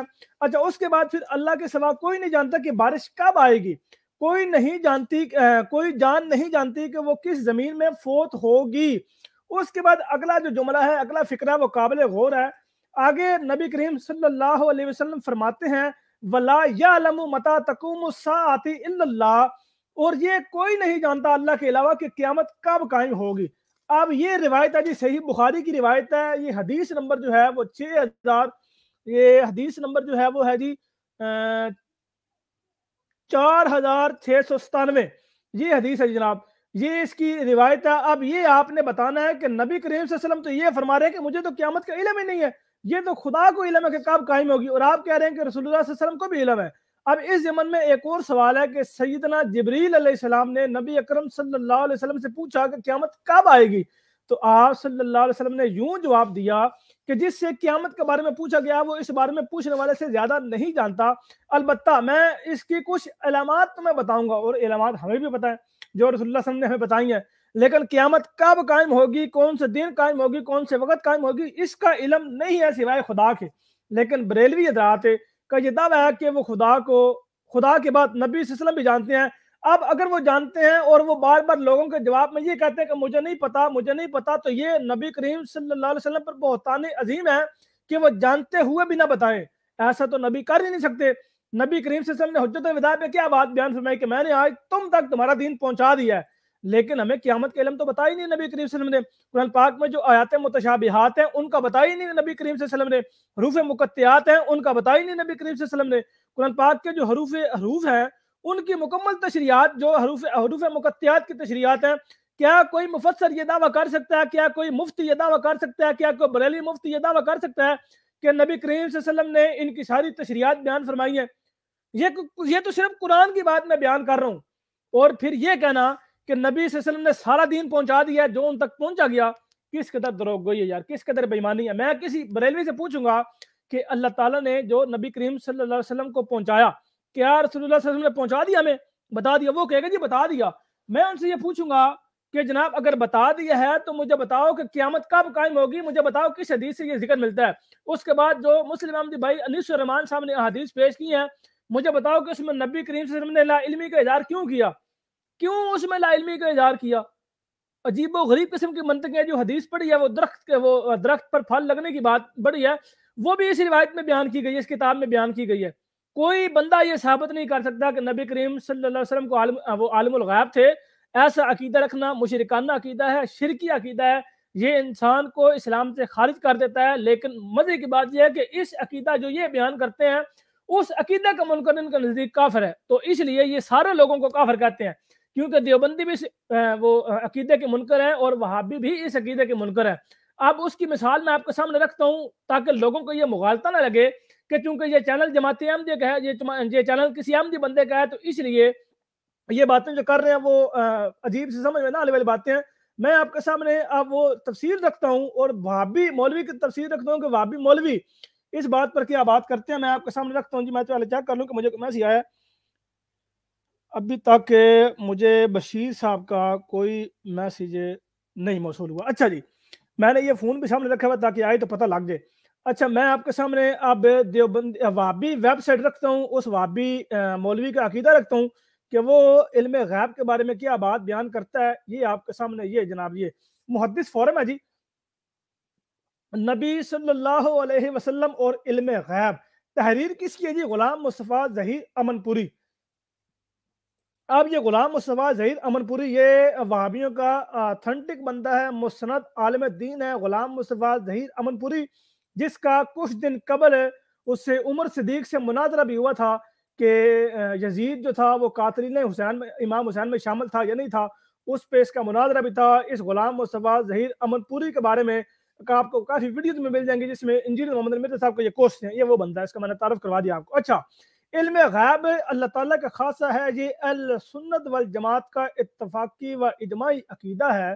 اس اجماعی عقیدے کے خلاف نبی اکرم صلی اللہ علیہ وسلم کے عالم الغیب ہونے کے نظریے کی اسلام میں قطعاً کوئی گنجائش نہیں. نصارہ اور روافظ کا نظریہ انبیاء کے عالم الغیب ہونے کا عقیدہ اسلاف امت میں کسی سے بھی ثابت نہیں، بلکہ یہ نصارہ اور روافظ سے ماخوذ ہے. جیسا کہ علامہ عبد الرحمن بن عبداللہ سہیلی رحمہ اللہ لکھتے ہیں کہ اس لیے نصارہ کے ہاں سیدنا عیسیٰ علیہ السلام عالم الغیب تھے اور آئندہ کی باتوں کی خبر دیتے تھے. جب اللہ تعالیٰ پر جھوٹ باندھنے اور ناممکنات کا دعویٰ کرنے والے نصارہ کا یہ حال تھا تو آگے جملہ معذوف ہے. اچھا، اس کے بعد قرآنی دلیل. آپ اس عقیدے کے متعلق قرآنی دلیل ملاحظہ فرمائیں. ہمارے نبی محمد صلی اللہ علیہ وسلم سے خطاب کرتے ہوئے اللہ تعالیٰ کا فرمان ہے، قُلْ لَا أَقُولُ لَكُمْ عِنْدِي خَزَائِنُ اللَّهِ وَلَا أَعْلَمُ الْغَيْبَ وَلَا أَقُولُ لَكُمْ عِنْدِي مَلَكٌ. آپ کہہ دیجئے، کس کو کہا جا رہا ہے؟ خدا کہہ رہا ہے کہ آپ یہ عوام کو بتائیں، امت کو بتائیں. قُلْ، آپ کہہ دیجئے کہ میں تمہیں یہ نہیں کہتا کہ میرے پاس اللہ کے خزانے ہیں، نہ میں غیب جانتا ہوں، نہ ہی میں تمہیں یہ کہتا ہوں کہ میں فرشتہ ہوں. ولا عالم الغیب، یہ تو قرآن کہہ رہا ہے جناب، ولا عالم الغیب کہ میں غیب نہیں جانتا، مجھے غیب کا علم نہیں ہے. اگر خدا نے غیب کا علم دے دیا تھا تو رسول اللہ صلی اللہ علیہ وسلم یہاں پہ کیوں اللہ تعالیٰ کو کہہ رہا ہے کہ آپ یہ عوام کو بتائیں، امت کو بتائیں؟ اگر کوئی بندہ یہ کہے جی اس آیت کے نزول کے بعد اللہ تعالیٰ نے ان کو غیب کے خزانے دیے ہیں، تو پھر اس آیت کے نزول کے بعد وہ آیت کہاں پر موجود ہے جس میں نبی کریم صلی اللہ علیہ وسلم فرماتے ہیں کہ انا عالم، میں جانتا ہوں؟ کہیں پر بھی یہ آیت نہیں ملے گی. اس کے بعد پھر لکھا ہوا جناب سیدنا نوح علیہ السلام کا اپنی قوم سے خطاب اللہ تعالیٰ نے یوں نقل فرمایا، ولا اقول لکم عندی خزائن اللہ ولا اعلم الغیب ولا اقول انی ملک. میں تمہیں یہ نہیں کہتا کہ میرے پاس اللہ کے خزانے ہیں، نہ میں غیب جانتا ہوں نہ ہی میں فرشتہ ہوں۔ یہ تو انبیاء یہ باتیں بیان کر رہے ہیں۔ اس کے بعد اس آیت کی تفسیر میں امام ابو جعفر نحاس متوفی 338 ہجری لکھتے ہیں، متوفی سے یعنی وہ آسمان پر چلے گئے۔ اچھا، ولا اقول لکم عندی خزائن اللہ، میں تمہیں یہ نہیں کہتا کہ میرے پاس اللہ کے خزانے ہیں، یہ فرما کر آپ صلی اللہ علیہ وسلم نے اللہ تعالیٰ کے دربار میں اپنی عاجزی اور بے بسی کا اظہار کیا۔ نیز یہ کہ اللہ تعالیٰ کے خزانے آپ کے پاس نہیں ہے اور آپ ایسا دعویٰ نہیں بھی کرتے، یہ تو اللہ تعالیٰ کا انعام ہوتا ہے جس بندے پر چاہے کرے۔ یہ بھی بتایا کہ آپ صلی اللہ علیہ وسلم غائب نہیں جانتے کیونکہ غائب کا علم صرف اللہ تعالیٰ کے پاس ہے۔ اعراب القرآن جلد 2 صفحہ نمبر 167۔ اچھا، اس کے نیچے جتنے بھی چیزیں آئیں گی یہ ساری اسی بات میں آئیں گی کہ نبی کریم صلی اللہ علیہ وسلم کو عالم الغیب ہم نہیں کہہ سکتے، وہ عالم الغیب نہیں تھے۔ جو بندہ یہ عقیدہ رکھے وہ شرکی عقیدہ ہے، امت کے خلاف ہے، اجماع کے خلاف ہے۔ اور اجماع کا منکر کون ہے جی؟ ان کے نزدیک بھی اجماع کا منکر جو ہے وہ دار اسلام سے خارج ہے، یعنی کافر ہے۔ اب مجھے کوئی دیوبندی کوئی بریلوی آ کے ثابت کرے کہ قرآن میں نبی کریم صلی اللہ علیہ وسلم کو یا احادیث رسول اللہ صلی اللہ علیہ وسلم میں کوئی صحیح باسند روایت پیش کرے جس میں نبی کریم صلی اللہ علیہ وسلم کے متعلق یہ کہا گیا ہو یہ روایتوں کہ آپ صلی اللہ علیہ وسلم کو تمام علوم عطا کیے گئے، ما کان و ما یکون کا تمام علوم عطا کیے گئے، آپ کوئی روایت پیش نہیں کر سکتے، قرآن کریم کی کوئی آیت مبارکہ پیش نہیں کر سکتے۔ یار میں حیران تھا یہ کتاب پڑھتے ہوئے، جا الحق وضاحق الباطل کتاب پڑھتے ہوئے، احمد یار خان نعیمی کی کتاب ہے۔ میں نے اس دن اس کتاب کے بارے میں بڑے سخت الفاظ کہے تھے اور میں ابھی بھی اس پر قائم ہوں، اور میں کیوں قائم ہوں میں آپ کو اسی کتاب سے وہ ثبوت پیش کروں گا۔ اب اس کتاب کے میں آپ کو سب سے پہلے صفحہ نمبر 131 پہ لے کر چلتا ہوں اور وہاں پہ دیکھیں جی کیا بات بیان کی گئی ہے۔ اب یہ انیس بھائی آپ یہ تحریر پڑھ کے حیران ہو جائیں گے، آپ یقین کریں کہ ششدر رہ جائیں گے کہ ایسی عقیدے بھی بریلیوں کے ہیں۔ لکھے ہوئے جی اعتراض نمبر 9، اس سے پہلے 8 اعتراض گزر چکے ہیں، اس میں جناب اس میں بھی اس طرح کی بونگی باتیں تھیں، لیکن سب سے بڑی بات جو قرآن کے عقیدے کے برخلاف ہے، قرآن کی نصوص کے خلاف ہے، یہ بات ہے کیا ہے جی؟ اگر نبی صلی اللہ علیہ وسلم کو علم غیب تھا تو خیبر میں زہر آلود گوشت کیوں کھا لیا؟ اگر جانتے ہوئے کھایا تو یہ خودکشی کی کوشش ہے جس سے نبی معصوم ہے۔ یہ سوال ہے جی، یہ اعتراض ہے سوال، اس کو اعتراض بنایا ہے۔ جواب، اس وقت حضور علیہ السلام کو یہ بھی علم تھا کہ اس میں زہر ہے، اور یہ بھی خبر تھی کہ زہر ہم پر بحکم الہی اثر نہ کرے گا، اور یہ بھی خبر تھی کہ رب تعالیٰ کی مرضی یہی تھی کہ ہم اسے کھا لیں تاکہ بوقت وفات اس کا اثر لوٹے اور ہم کو شہادت کی وفات عطا فرمائی جاوے۔ راضی برضا تھے۔ انا للہ و انا الیہ راجعون۔ اب میں آپ سے یہ سوال کرتا ہوں، سب سے پہلی بات یہ کہ اس وقت حضور علیہ السلام کو یہ بھی علم تھا اس میں زہر ہے، اور یہ بھی خبر تھی کہ زہر ہم پر بحکم الہی اثر نہ کرے گا۔ یہ چیز یہ بات ان کو کہاں سے پتہ لگی؟ کیا مفتی احمد یار نعیمی کو خدا نے الہاماً یہ خبر بتائی ہے کہ رسول اللہ صلی اللہ علیہ وسلم کو اس وقت خبر تھی کہ اس میں زہر ہے؟ اس کا سورس کیا ہے خبر کا؟ اس کا ثبوت کیا ہے؟ اس کی دلیل کیا ہے؟ بریلوی حضرات اس پر قیامت کے دن سے صبح نہ بیٹھے میرا نام جری اللہ نے اس پر کبھی جواب نہیں دیں گے۔ دوسرا یہ کہ بحکم الہی اثر بھی نہیں کرے گا۔ ایک چیز ایڈ کر دوں، سوری آپ کو روک رہا ہوں جی، اپنے سامعین کے لیے اور آپ کے لیے اس بات کو سن کے میں تو حیران ہوں۔ جزاک اللہ، آپ نے یہ بات علم میں لائے ہیں۔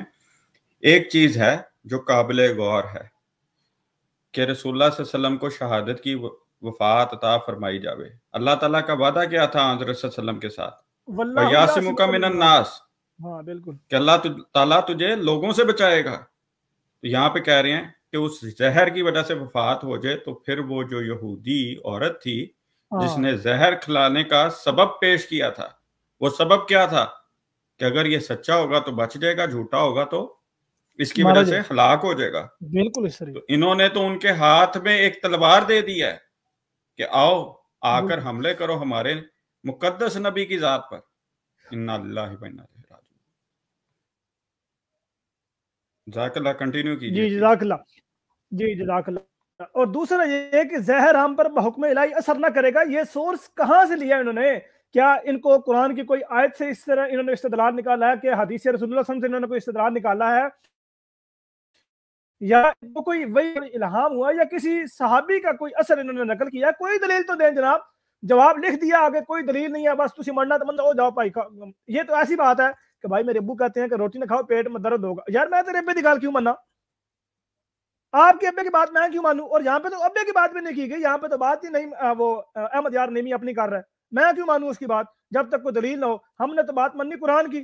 اللہ نزل احسن الحدیث کیوں کہا گیا قرآن کو؟ فبأي حدیث بعد اللہ وآیاتہ یؤمنون کیوں کہا گیا؟ اس لیے کہا گیا تاکہ کوئی بندہ ڈنڈی نہ مار سکے، تاکہ کوئی بندہ مکر و فریب نہ کر سکے، اس لیے کہا گیا۔ لیکن اس کے باوجود یہ کوشش کرتے ہیں کہ ہم قرآن میں رکھ نہ ڈال کے، قرآن میں تضادات ڈال کے اپنا الو سیدھا کریں۔ اب اس طرح کی باتیں لکھنا نبی کریم صلی اللہ علیہ وسلم کی توہین نہیں تو مجھے بتائیں کہ اور کیا ہے؟ اور یہ بھی خبر تھی کہ رب تعالیٰ کی مرضی یہ ہی تھی، یعنی خدا کی مرضی یہ تھی کہ رسول اللہ صلی اللہ علیہ وسلم ثم معاذ اللہ وہ خودکشی کی کوشش کریں۔ قرآن کہتا ہے لا تقتلوا انفسکم، اپنے نفوس کو قتل مت کرو۔ اب اس تقتلوا میں اگر آپ ظاہری معنی لیں تو بھی ٹھیک ہے، اگر اس سے مراد آپ ضرب شدید لیں تو بھی ٹھیک ہے، یعنی اپنے آپ کو نقصان نہ پہنچاؤ کسی بھی طریقے سے۔ یعنی انسان کو اگر پتا ہو کہ اس غذا میں میرے لیے نقصان ہے تو وہ نہ کھائے، کیوں؟ کیونکہ وہ لا تقتلوا انفسکم زمرے میں آ رہا ہے۔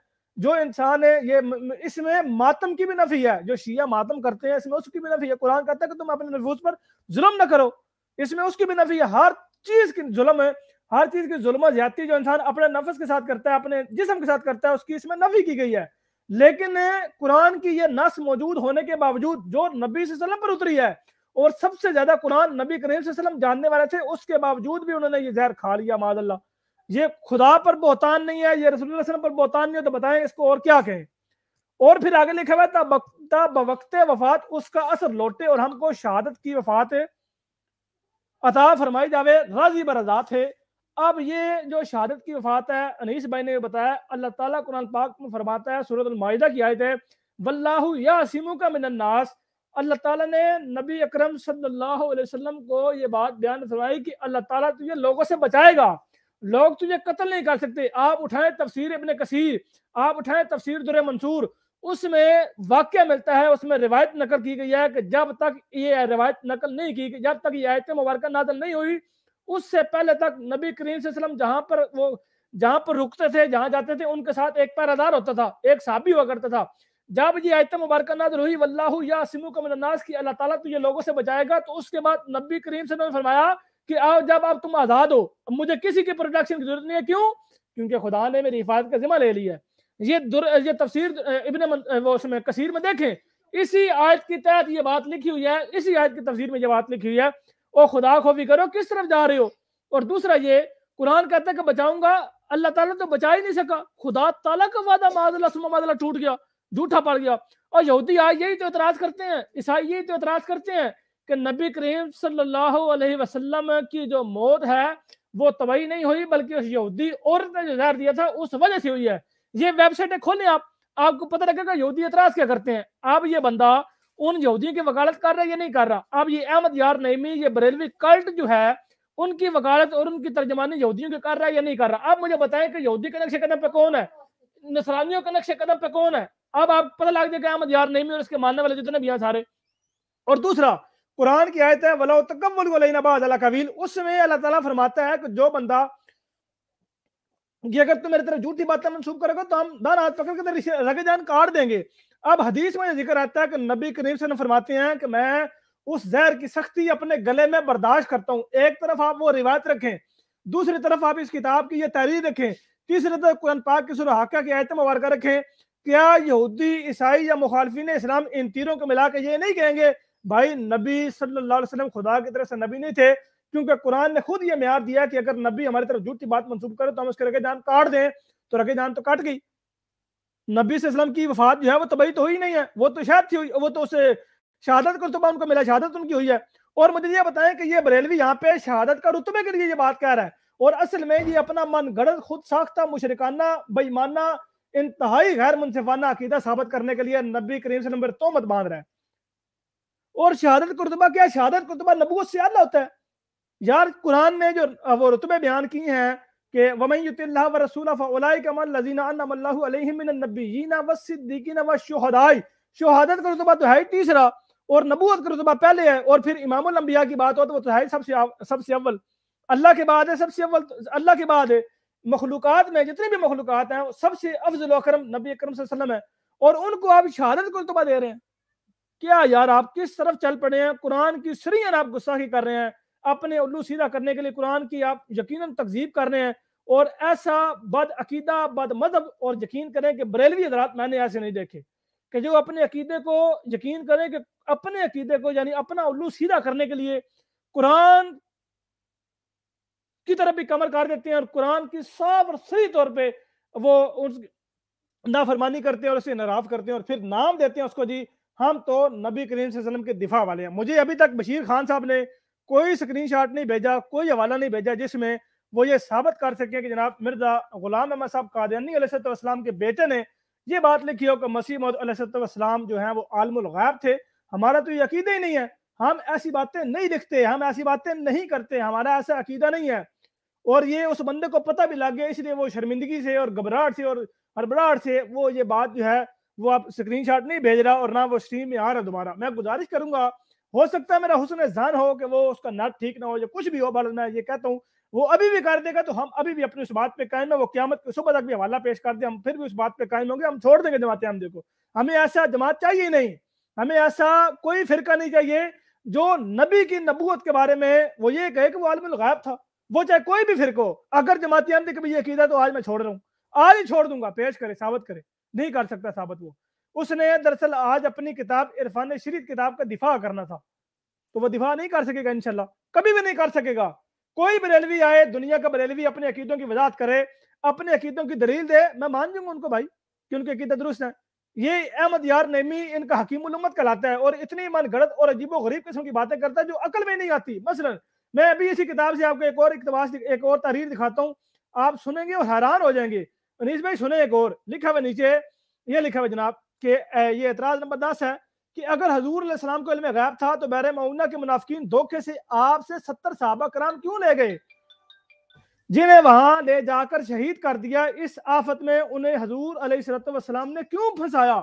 جواب سنیں جی، جواب یہ دیتے ہوئے کیا بات بیان کرتا ہے؟ جواب دیتے ہوئے یہ بات بیان کرتا ہے کہ جی ہاں، حضور علیہ السلام کو یہ بھی خبر تھی کہ یہ بحر معونہ والے منافقین ہیں، اور یہ بھی خبر تھی کہ یہ لوگ ان 70 صحابہ کو شہید کر دیں گے، لیں جناب، مگر ساتھ ہی یہ بھی خبر تھی کہ مرضی الہی یہی ہے اور ان 70 کی شہادت کا وقت آ گیا ہے۔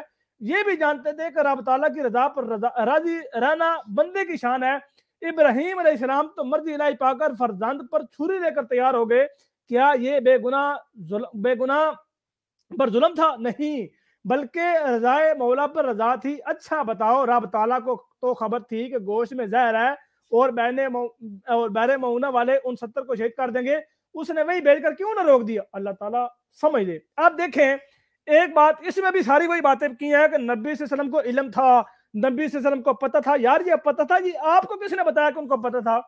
کیا وہ بھی یہ دعویٰ کر رہے ہیں کہ رسول اللہ صلی اللہ علیہ وسلم نے یہ بات بیان فرمائی کہ مجھے پتہ ہے اب تمہاری شہادت کا وقت قریب آ گیا، تو جاؤ تم اپنی شہادت کو خدا کے حضور پیش کرو؟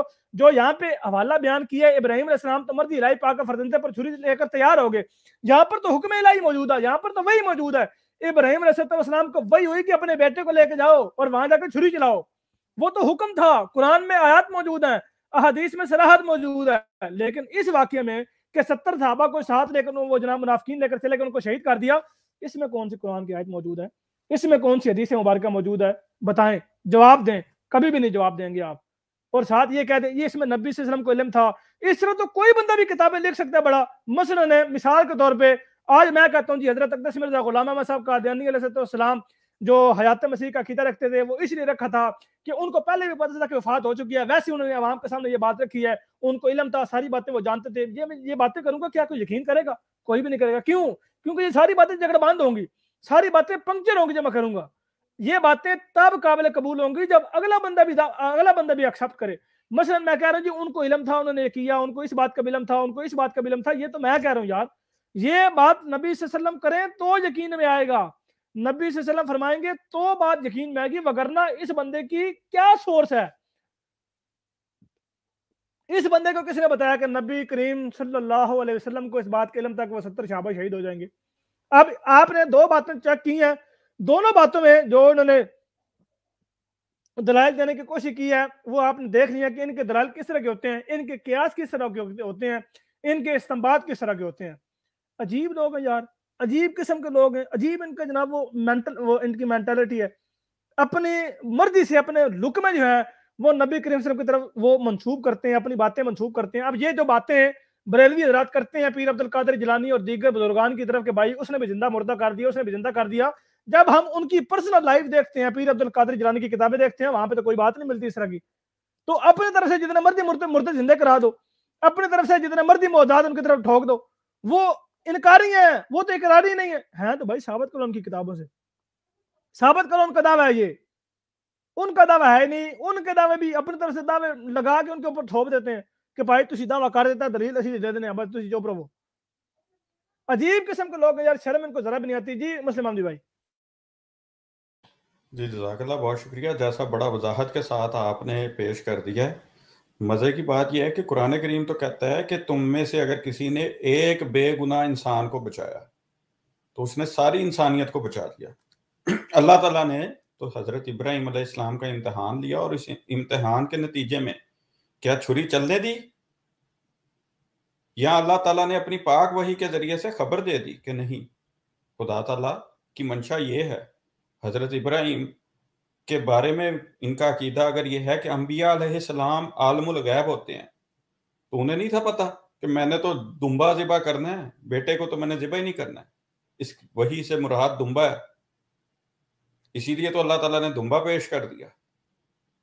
اب آگے چلیں، جب 70 صحابہ کی دفعہ اگر یہ غور کریں خود صاحبان کہ کیا خدا تعالیٰ نے ان کا جب امتحان لیا، انہوں نے تو اپنے آپ کو پیش کر دیا، اگر ان کا مفروضہ سامنے رکھ لیا جائے، اس امتحان میں وہ صحابہ تو پیش ہو کے سرخرو ہو گئے، تو وہاں پہ جب ان کو سفر سے ہی پہلے روک لیا جاتا، آدھے سفر میں اپنے صحابہ کی حفاظت کے لیے دوسرے صحابہ کو بھیج دیتے، تو یہ ایسے بہتان ہیں نعوذ باللہ من ذالک رسول اللہ صلی اللہ علیہ وسلم کی ذات پہ، کہ قرآن جو کہتا ہے کہ جو تم کہتے ہو وہ کرتے نہیں، اور قرآن یہ کہہ رہا ہے کہ اگر تم نے کسی ایک بے گناہ کو بچایا تو تم نے پوری انسانیت کو بچا دیا۔ تو خدا کے واسطے قرآن کی آیات کے اوپر غور و فکر کریں، جن میں ریب اور تضاد نہیں ہے، باطل کو نہ آگے سے آنے دیتا ہے نہ پیچھے سے آنے دیتا ہے، وہ ان کو میں نے کہا نا جگہ جگہ پہ قرآن ان کو ٹھوکریں مارتا ہے کہ یہ اپنے عقیدوں کی اصلاح کر لیں، ان نام نہاد لوگوں کے پیچھے نہ چلیں، اللہ کے نازل کردہ کی طرف آئیں، اس کے مطابق اپنے عقیدے رکھیں، اور تم میں سے جو اللہ کی آیات پڑھتا ہے پھر بھی ان کے اوپر ٹکا رہتا ہے، ان کے اوپر ضد کے ساتھ قائم رہتا ہے، تو خدا تعالیٰ کہتا ہے انہیں دردناک عذاب کی خوشخبری دے دو۔ خدا کی اس بات کی طرف توجہ دیں، یہی مقصد اور منشا ہے آج ہم جس مقصد کے لیے یہاں بیٹھے ہیں، اور جس کی طرف ہم آپ کو دعوت دے رہے ہیں، اس کی طرف آئیں، قرآن کے عقائد کو اپنائیں، قرآن کے احکامات کے مطابق فیصلے کریں۔ جزاک اللہ۔ جی جزاک اللہ جی انیس بھائی۔ اچھا، بریلویوں سے جب بات ہوتی ہے اس کی علم غیب کی، تو اس میں دلیل پتہ کیا دیتے ہیں؟ مثلاً اب بھی ہم نے جو آپ نے انیس بھائی احادیث کا حوالہ دیا کہ اس میں، اب مثال میں آپ کو یار مزے کی بات ہے، تو مجھے اللہ کرے وہ پیج مل جائے، میں آپ کو دکھاتا ہوں ذرا اس میں کیا دلیل ہے۔ انیس بھائی بات ذرا کنٹینیو پلیز کیجیے گا، میں آپ کو ان کا ایک استدلال دکھاتا ہوں، اور بڑے مزے کی اس پہ انشاءاللہ ہم تب سرا کریں گے، ذرا پلیز بات کنٹینیو کیجیے گا۔ بالکل۔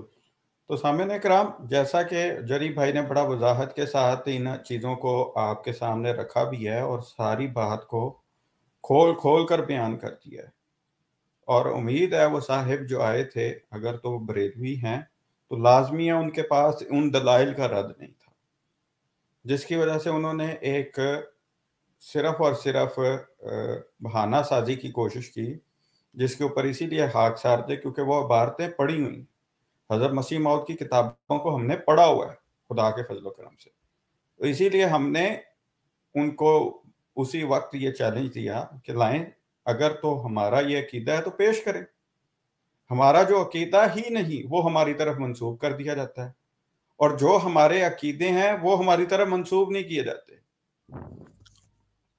کہ ایک طرف اعلان کر دیا جاتا ہے۔ تو جری بھائی آگے ہیں تو انشاءاللہ جی مزید کنٹینیو کرتے ہیں۔ جی جزاک اللہ جی انیس بھائی، دیکھتے جائیں اور ہنستے جائیں۔ میں سکرین شیئر کرتا ہوں، اور سکرین شیئر کر کے جو یہ ابھی ایک اور روایت ہے جو علم غیب کے حوالے سے پیش کر کے اس کے اوپر استدلال، یہ دیکھیں جی، اعتراض نمبر 4 لکھا ہوا جی، حالانکہ سوال نمبر 4 ہے، جاؤ الگ کتاب ہے علم غیب پر اعتراض، صفحہ نمبر 125 ہے۔ اچھا، صدیقۃ الکبریٰ کا ہار گم ہو گیا، جگہ جگہ تلاش کرایا گیا، نہ ملا، پھر اونٹ کے نیچے سے برآمد ہوا، اگر حضور علیہ السلام کو علم تھا تو لوگوں کو اسی وقت کیوں نہ بتا دیا کہ ہار وہاں ہے، معلوم ہوا کہ علم نہ تھا۔ جواب سنیں، آپ کو مزہ آئے گا۔ اس حدیث سے نہ بتانا معلوم ہوا نہ کہ نہ جاننا، اور نہ بتانے میں سادہ حکمتیں ہوتی ہیں۔ حضرات صحابہ نے چاند کے گھٹنے بڑھنے کا سبب دریافت کیا، رب تعالیٰ نے نہ بتایا تو کیا خدائے پاک کو بھی علم نہیں؟ لو جناب دیکھیں، دلیل نبی کی دی جا رہی ہے اور اس کے اوپر قیاس کس کا کیا جا رہا ہے؟ خدا کا۔ آگے سنیں، مرضی الہی یہ تھی کہ صدیقہ کا ہار گم ہو، مسلمان اس کی تلاش میں یہاں رک جاویں، ظہر کا وقت آ جاوے، پانی نہ ملے، تب حضور علیہ السلام سے عرض کیا جاوے کہ اب کیا کرے؟ تب آیت تیمم نازل ہو جس سے حضرت صدیقہ کی عظمت قیامت تک کے مسلمان معلوم کر لیں کہ ان کی طفیل ہم کو تیمم کا حکم ملا۔ اگر اسی وقت ہار بتا دیا جاتا تو آیت تیمم کیوں نازل ہوتی؟ رب کے کام اسباب سے ہوتے ہیں۔ تعجب ہوتا ہے کہ جو آنکھ قیامت تک کے حالات کا مشاہدہ کرے، اس سے اونٹ کے نیچے کی چیز کس طرح مخفی رہے؟ شان محبوب علیہ السلام پہچاننے کی خدا توفیق دے۔ دیکھیں جناب کیسے استدلال قائم کیا ہے کہ بات نبی کی ہوئی جا رہی ہے اور اس کے اوپر قیاس خدا کو کیا جا رہا ہے۔ کہ مثال اس کی ایسی ہے، مثال میں دیتا ہوں۔ مثلا اگر میں کسی بندے سے پوچھوں کہ یار مجھے بتاؤ، تم تو عالم الغیب ہونے کا دعویٰ کرتے ہو، مجھے بتاؤ کہ اس وقت کینیڈا میں کیا ہو رہا ہے، وہ خاموش رہے، جواب نہ دے، اور پھر جواب اس کے جو ساتھ موجود ہو وہ یہ کہے جی خدا تعالیٰ کو بھی تو ہر چیز موجود ہے، آپ خدا سے پوچھیں کیا خدا جواب دے گا؟ وہ کیوں نہ جواب دے؟ دیکھیں یہ اس کے وہ دلیل کو بندہ مانے گا؟ کوئی بندہ نہیں مانے گا۔ کیوں؟ یار خدا نے انسان کے مطابق چلنا ہے یا انسان نے انسان کے مطابق چلنا ہے؟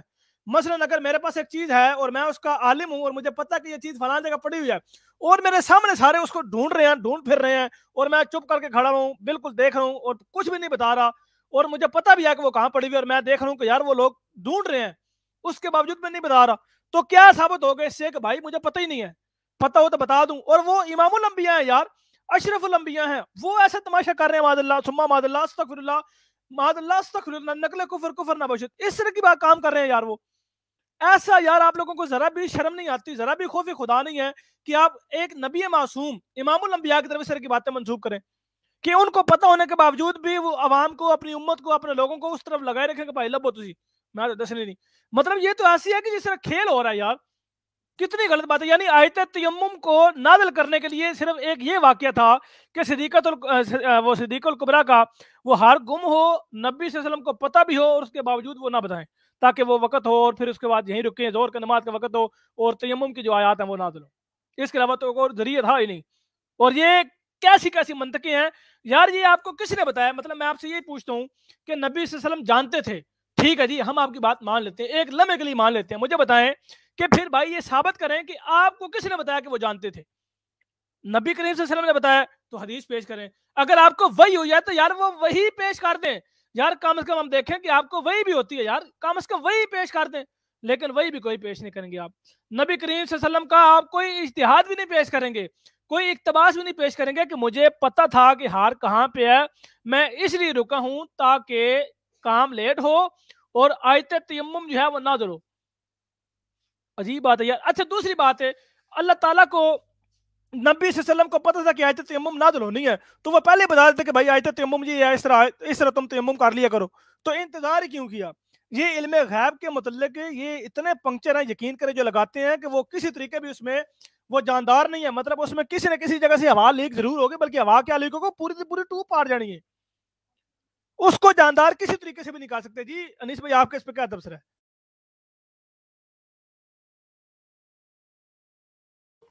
جزاک اللہ، بڑا واضح طور پر یہ بات بیان کی جا چکی ہے، اور مزے کی بات سورہ توبہ کے اندر بھی تو اس بات کا خدا تعالیٰ اعلان کرتا ہے نا۔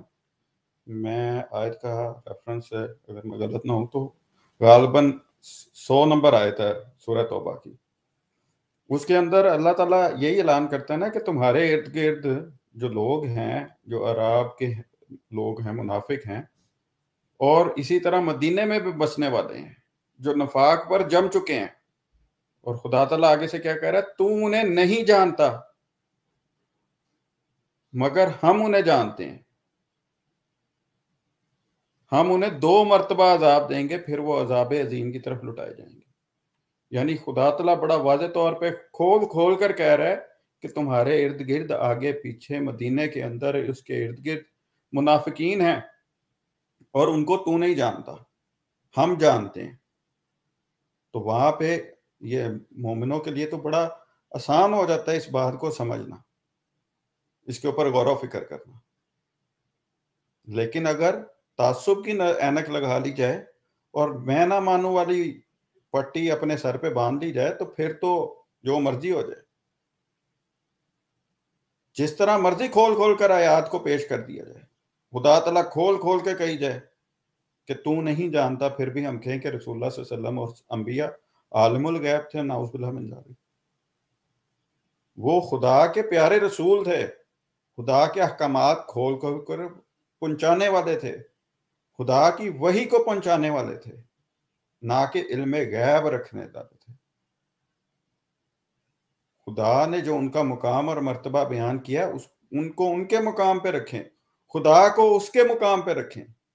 اسی چیز کا نام اطاعت ہے، اسی کو کہتے ہیں سمینا و اطانا، نہ کہ عیسائیوں کی طرح اور دوسرے غیروں کی طرح اپنے انبیاء کو اس قدر بڑھا دیں کہ خدا یا خدا کا بیٹا یا خدائی صفات میں لا کھڑا کریں اور خدا کے شریک بنا دیں، جن سے انبیاء تو کھلی کھلی برات کا اعلان کرتے ہیں.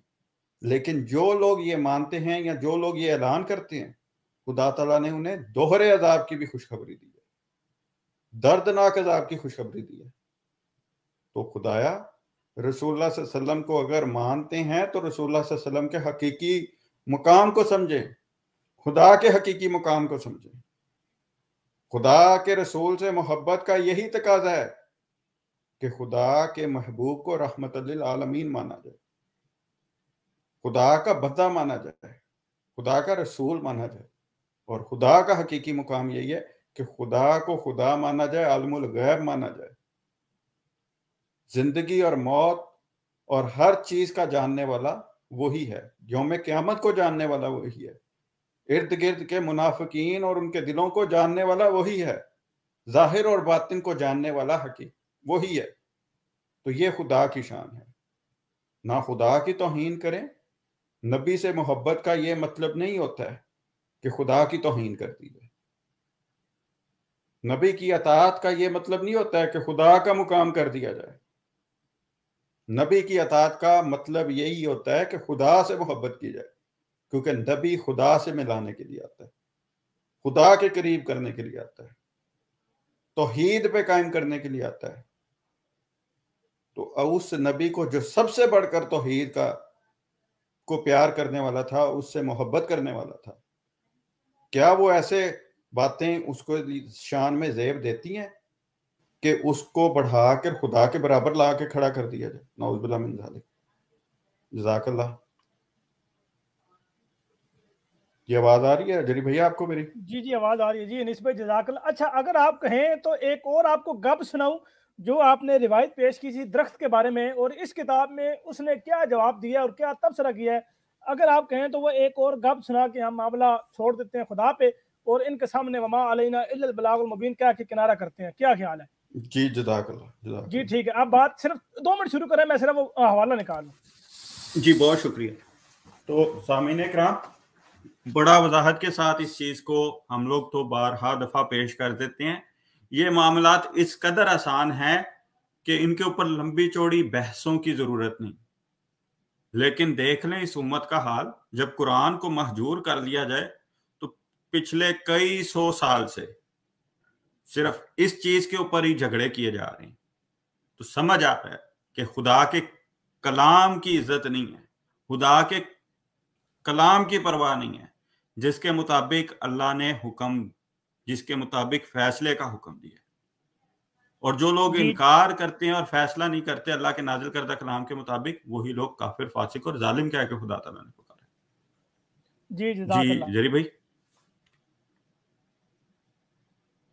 جی ٹھیک ہے، جزاک اللہ. میں اسکرین شیئر کرتا ہوں اور میں دکھاتا ہوں جی وہ اقتباس ہے اسی کتاب جاء الحق سے، اور وہ ہے جناب یہ جناب دیکھیں صفحہ نمبر ہے جی اسی کتاب کا 122. جاء الحق کتاب ہے، علم غیب پر اعتراض کا جواب یہ دے رہے ہیں. اور کیا سوال ہے جی؟ اعتراض نمبر کیا ہے؟ اعتراض نمبر 2 ہے جی مدینہ پاک میں انصار باغ میں نر درخت کی شاخ میں مادہ درخت میں لگاتے تھے، مادہ درخت میں لگاتے تھے تاکہ پھل زیادہ دے. اس فعل سے انصار کو حضور علیہ السلام نے منع فرمایا. اس کام کو عربی میں تلقی کہتے ہیں. انصار نے تلقی چھوڑ دی، خدا کی شان پھل گھٹ گئے، اس کی شکایت سرکار عالم کی خدمت میں پیش ہوئی تو فرمایا انتم عالمو بامور دنیاکم، اپنے دنیاوی معاملات تم بہتر جانتے ہو۔ اب اس میں بہترین طریقے سے یہ الفاظ حدیث میں آتے ہیں کہ انتم عالمو، کہ تم جانتے ہو، بہتر بامور دنیاکم، دنیا کی امور تم بہتر جانتے ہو۔ اور اس کے جواب میں تو یہ نیچے پورا معلوم ہوا کہ آپ کو یہ علم نہ تھا کہ تلخی روکنے سے پھل گھٹ جائیں گے، اور انصار کو آپ سے زیادہ ثابت ہوا، انصار کا علم آپ سے زیادہ ثابت ہوا۔ اچھا جواب میں کیا لکھتے ہیں، حضور علیہ السلام کا فرمانا انتم عالم بامور دنیاکم اظہار ناراضی ہے کہ جب تم صبر نہیں کرتے تو دنیاوی معاملات میں تم جانو، جیسے ہم کسی سے کوئی بات کہیں اور وہ اس میں کچھ تعامل کرے تو کہتے ہیں بھائی تو جان، اس سے نفی علم مقصود نہیں۔ یہ آگے پھر ملا علی قاری بحث موضوعات میں فرماتے ہیں، پھر آگے وہ ساری بحث لے کے آتے ہیں۔ تو بہرحال خلاصہ یہ اس بات کا ہے کہ اس میں بھی وہ ناراضگی کر رہے ہیں نبی کریم صلی اللہ علیہ وسلم، حالانکہ ایسا قطعی کو ذکر نہیں ہے، بلکہ بہترین طریقے سے فرماتے ہیں انتم عالمو۔ اچھا اگر بفرض محال ایک لمحے کے لیے یہ مان لیتے ہیں کہ اس میں صحابہ کرام رضوان اللہ علیہم اجمعین سے وہ ناراض تھے نبی صلی اللہ علیہ وسلم اور انہوں نے ناراضگی کا اظہار کیا، تو کیا بعد میں صحابہ کو یہ پتہ تھا کہ وہ ناراض ہو رہے ہیں نبی صلی اللہ علیہ وسلم میں؟ تو کیا صحابہ رضی اللہ عنہم جو تھے انہوں نے اس بات سے معذرت کی کہ یا رسول اللہ ہمیں معاف کر دیں، ہم سے غلطی ہو گئی ہے؟ کوئی اس طرح کی بات، کوئی اس طرح کی بیان کبھی بھی نہیں ملے گا۔ کیوں نہیں ملے گا؟ کیونکہ یہ جو ہے کہ ناراضگی کا اظہار کیا، یہ صرف ان بریلیوں نے اپنے طرف سے یہ نکالی ہیں باتیں، جیسے کہ ہر بات میں جی ان کو علم تھا، انہوں نے بتایا نہیں، وہ الگ بات ہے، ان کو علم تھا، ان کو ساری باتیں پتہ تھی، وہ بتا نہیں رہے تھے۔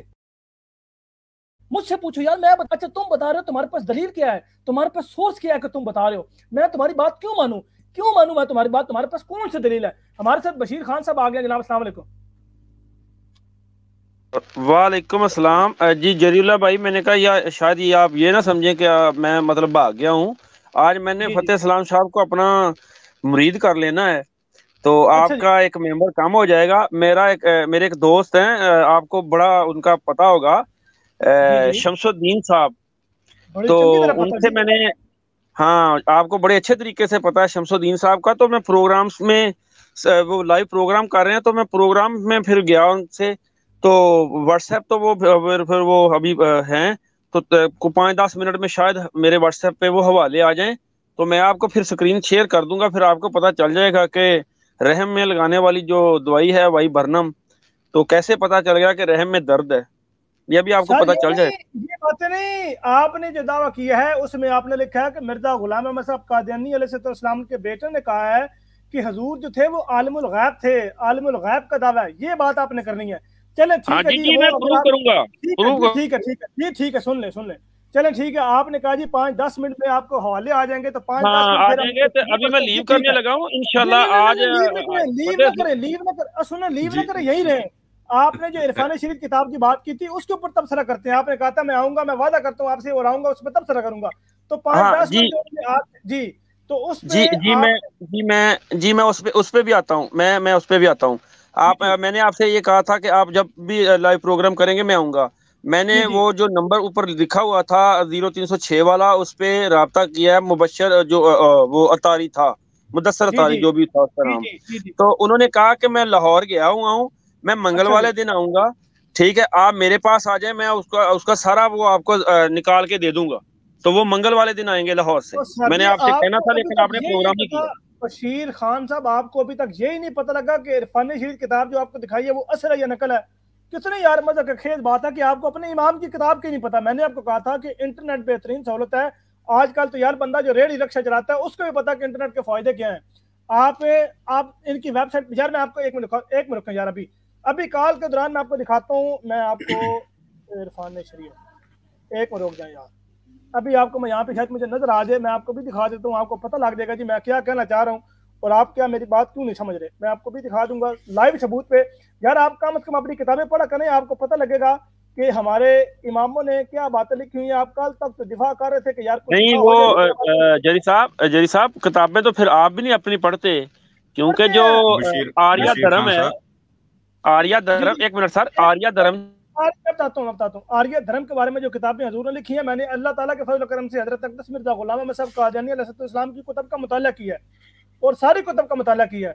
ابھی بات آریہ دھرم کی نہیں ہو رہی، ابھی بات ہو رہی تھی عرفان شریف کی، اور وہ جو حوالہ آپ نے پیش کیا ہے، اب حوالے کا انتظار 10 منٹ میں یہیں پہ آپ کو روک لوں تاکہ آپ دوبارہ واپس آ جائیں. اب میں آپ کو دکھاتا ہوں جی آپ کی اپنی ویب سائٹ پہ اس کتاب کا نام کیا لکھا ہوا ہے, آپ کو دکھاتا ہوں تاکہ آپ کو پتہ لگے کہ یار میں نے کوئی کسی قسم کی ڈنڈی نہیں ماری, آپ کو چیزیں دکھا رہا ہوں اور آپ جو ہیں تاکہ آپ کو کسی قسم کا وہ ابہام نہ ہو. اب میں آپ کو دکھاتا ہوں جی ویب سائٹ ہے آپ کی اپنی, اور اس ویب سائٹ کے اوپر یہی کتاب ہے, اس لنک بھیجتا ہوں اس کتاب کا لنک, اور آپ اس کتاب کو وہیں سے ڈاؤن لوڈ کریں, اور وہاں سے ڈاؤن لوڈ کرنے کے بعد آ جائیں جی آپ لائیو, اور میں آپ کو دکھاتا ہوں. یہ میں آپ کو اسکرین شیئر کر رہا ہوں تاکہ دودھ کا دودھ اور پانی کا پانی ہو. لیں جناب یہ اسکرین شیئر کر دیے, اے دیکھو جی یہ عطاء النبی اسلامک PDF بکس ہے. یہ کتاب آپ کی اپنی ویب سائٹ ہے, آپ کی اپنی, آپ یہ نہ کہہ دینا کہ یار یہ بھی میں نے بنائی ہے, اینج نہ آخ دی مہربانی کری. یہ امام اہل سنت احمد رضا خان عرفان شریعت, یہ ان کی کتاب ہے جی عرفان شریعت, اور یہ کتاب جو ہے اس کا یہ وہ نیو ایڈیشن ہے میرے پاس, جو ہے وہ اولڈ ایڈیشن ہے, اور اولڈ کے بعد یہ بھی اولڈ ہی ہے. اچھا اس میں یہ کلک ٹو ڈاؤن لوڈ یہ ساری چیزیں ہیں, آپ کو میں یہاں سے لنک کاپی کر رہا ہوں, یہ دیکھیں یہ لنک کاپی کیا, یہ لنک کنٹرول C کر دیا. اب اس کو میں کر رہا ہوں جی یہاں پہ چیٹ میں, اور یہ میں نے کر دیا جی شیئر, یہ آپ کو میں نے بھیج دیا جی اس میں چیٹ سیکشن میں, یہ میں نے بھیج دیا جی پرائیویٹ چیٹ میں بھی, دونوں طرف میں نے بھیج دیا. اس کتاب کو ڈاؤن لوڈ کریں, ڈاؤن لوڈ کرنے کے بعد آپ وہ جو ہے مجھے دوبارہ واپس آئیں, اور دوبارہ واپس آ کے آپ اس کتاب کا دفاع کریں. میں آپ کا انتظار کروں گا, مجھے ٹائم بتا دیں کہ کتنے وقت تک آپ واپس پلٹیں گے, کتنے وقت تک لوٹیں گے, تاکہ میں اتنے دیر ویٹ کروں, مجھے صرف بتا کے جائیں.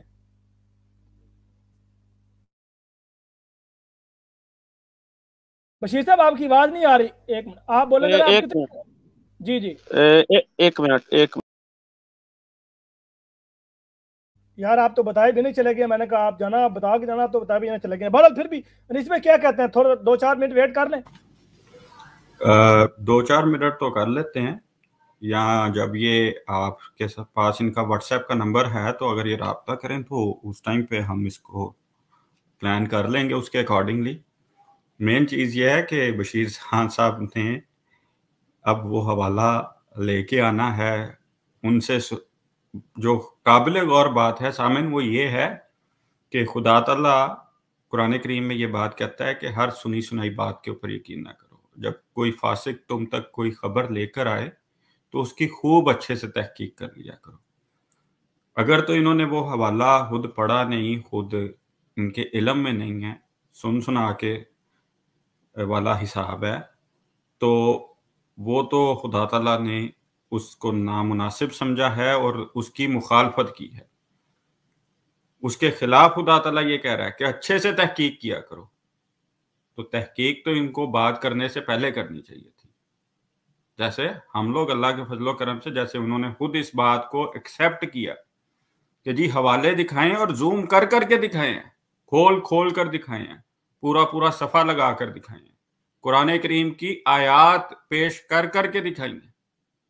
یہ نہیں کیا ہے کہ اوپر والی عبارت اڑا دی اور نیچے والی عبارت اڑا دی, اپنی مرضی کا مطلب نہیں پیش کیا, پوری آیت پیش کی ہے.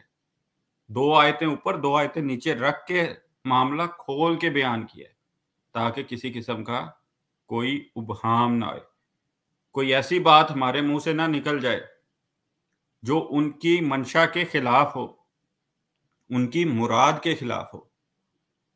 ہمارا جو عقیدہ ہے وہ یہ ہے کہ خدا تعالیٰ اپنے نبیوں کو خبریں دیتا ہے, بتاتا ہے, ان کی رہنمائی کرتا ہے تاکہ وہ امت کی رہنمائی کر سکے, ان کی ہدایت کا سبب بن سکے. لیکن اس کا یہ مطلب نہیں ہے کہ خدا تعالیٰ انہیں ظاہر اور باطن کی تمام تر خبریں دے دیتا ہے, آسمان سے لے کر زمین کی گہرائیوں تک کے ہر چیز کا بتا دیتا ہے. کسی کے دل میں کیا چل رہا ہے, کسی کے دماغ میں کیا چل رہا ہے, ہر وقت کی خبر نہیں خدا تعالیٰ دیتا. جب چاہتا ہے اپنے غیب سے اپنے بندوں کو, اپنے رسولوں کو متنبع کرتا ہے, لیکن اس کا یہ ہرگز مطلب نہیں ہو جاتا ہے کہ وہ عالم الغیب بن جاتے ہیں, کیونکہ عالم الغیب خدا تعالیٰ کی صرف ذات ہے. وہی ہے جو غیب کے خزانوں کا مالک ہے. اگر میں آپ کو 2 روپے دے دیتا ہوں تو اس کا یہ مطلب نہیں ہے کہ آپ غیب کے خزانوں کے یا تمام خزانوں کے مالک آپ بن گئے, آپ کو تمام تر خزانہ مل گیا. حقیقی مالک وہی ہے, ہر چیز کا جاننے والا وہی ہے, اور یہی جماعت احمدیہ کا عقیدہ ہے. تو یہ چیز تو ہم کھول کھول کر بیان کرتے ہیں، ہر جگہ بیان کرتے ہیں، اسی وجہ سے حضرت مسیح موعود علیہ السلام نے دعویٰ کیا، رسول اللہ صلی اللہ علیہ وسلم نے دعویٰ کیا، اور وہ بینی وہی ویسا ہی دعویٰ ہے۔ جی بشیر خان صاحب آئے ہیں تو آپ دیکھ لیں، کنٹینیو کریں پلیز۔ جی وہ میں نے صرف یہ بتانا تھا، میں یہاں سے ہی ویب سائٹ کھول لی تھی تو پھر وہ بیک کرنے وقت یہ نا میرا کال کٹ گئی، اور میں کمنٹس میں دیکھ رہا تھا قمر انبیاء جو لکھا ہوا ہے، اور دوسرے صاحب کہہ رہے ہو گیا جی یہ دیکھیں۔ آپ ابھی ان کی پرواہ نہ کریں، آپ ان کی پرواہ نہ کریں، کمنٹس میں ابھی آپ کو کیا کہا جا رہا ہے، آپ صرف پہلے تو میں یہ دو جو حوالہ جات ہیں یہ آئیں گے انشاءاللہ واٹس ایپ پہ، یہ کروں گا شیئر، اور دوسرا تو آپ سے بھی میری ایک گزارش ہے کہ آپ بھی اپنی جو کتاب ہے آریہ دھرم اس کا صفحہ 72 سے 75 کھول لیں، کیونکہ اس پہ بھی ہوگا پھر جو مرزا صاحب نے انگریز کیا لکھا ہے کہ حضرت مسیح موعود علیہ السلام عالم الغیب ہے؟ نہیں اس میں یہ نہیں لکھا، اس میں یہ لکھا ہے کہ جو عاطفے کی بیماری ہے، پھر اس موضوع کو بھی ڈسکس کریں۔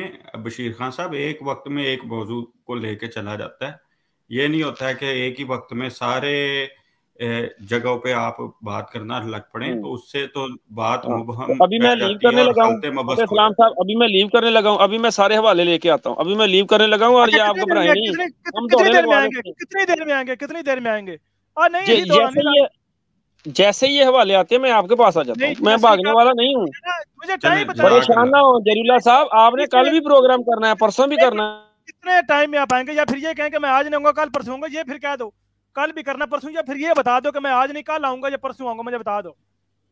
میں کل سارے حوالے اکٹھے کر کے لے کے آؤں گا، اور آپ کی جو کتاب ہے آریہ دھرم، میری بات سن لیں، آریہ دھرم پر بھی میں بات کروں گا، پہلے یہ معاملہ ایک دفعہ حل ہو جائے، یہ اکٹھا کھل جائے جو آپ نے پہلے کھولا ہے، اس کو پہلے باندھ لیں، اس کو باندھیں گے تو اگلا کھولیں گے، پہلے ایک باندھ جائے گا تو باقی سارے نہیں بن رہے، ایک پہلے بنے گا تاکہ دوسرے بڑے سانے نہ بجے جان۔ میں یہ کہہ رہا ہوں، آپ نے پہلے کہا کہ میں کچھ دیر تک آؤں گا، پھر کہہ دیجیے میں کل آؤں گا، میں آپ کے کل پر وعدے پہ بھی تیرے وعدے تک کیتا اعتبار سے تسی سانو بھول گئے، میں یہ نہ کہوں اب آپ نے کل کے وعدے کا مطلب آپ نے آنا، اور کہہ رہے ہیں میں سارے حوالے لے کے آؤں گا، اب آپ نے آنا ہے کل حوالے لے کے، ساری باتیں آپ نے لے کے آنا ہے، اور جو بالخصوص ہی عالم الغیب والا حوالہ، اور دوسرا عرفان شریف کتاب کا کنفرم کر لینا کہ بھائی یہ کتاب ہماری ہے بھی یا نہیں، یعنی آپ کو تو اپنی کتابوں کو نہیں پتا اور آریہ دھرم کی بات کر رہے ہیں۔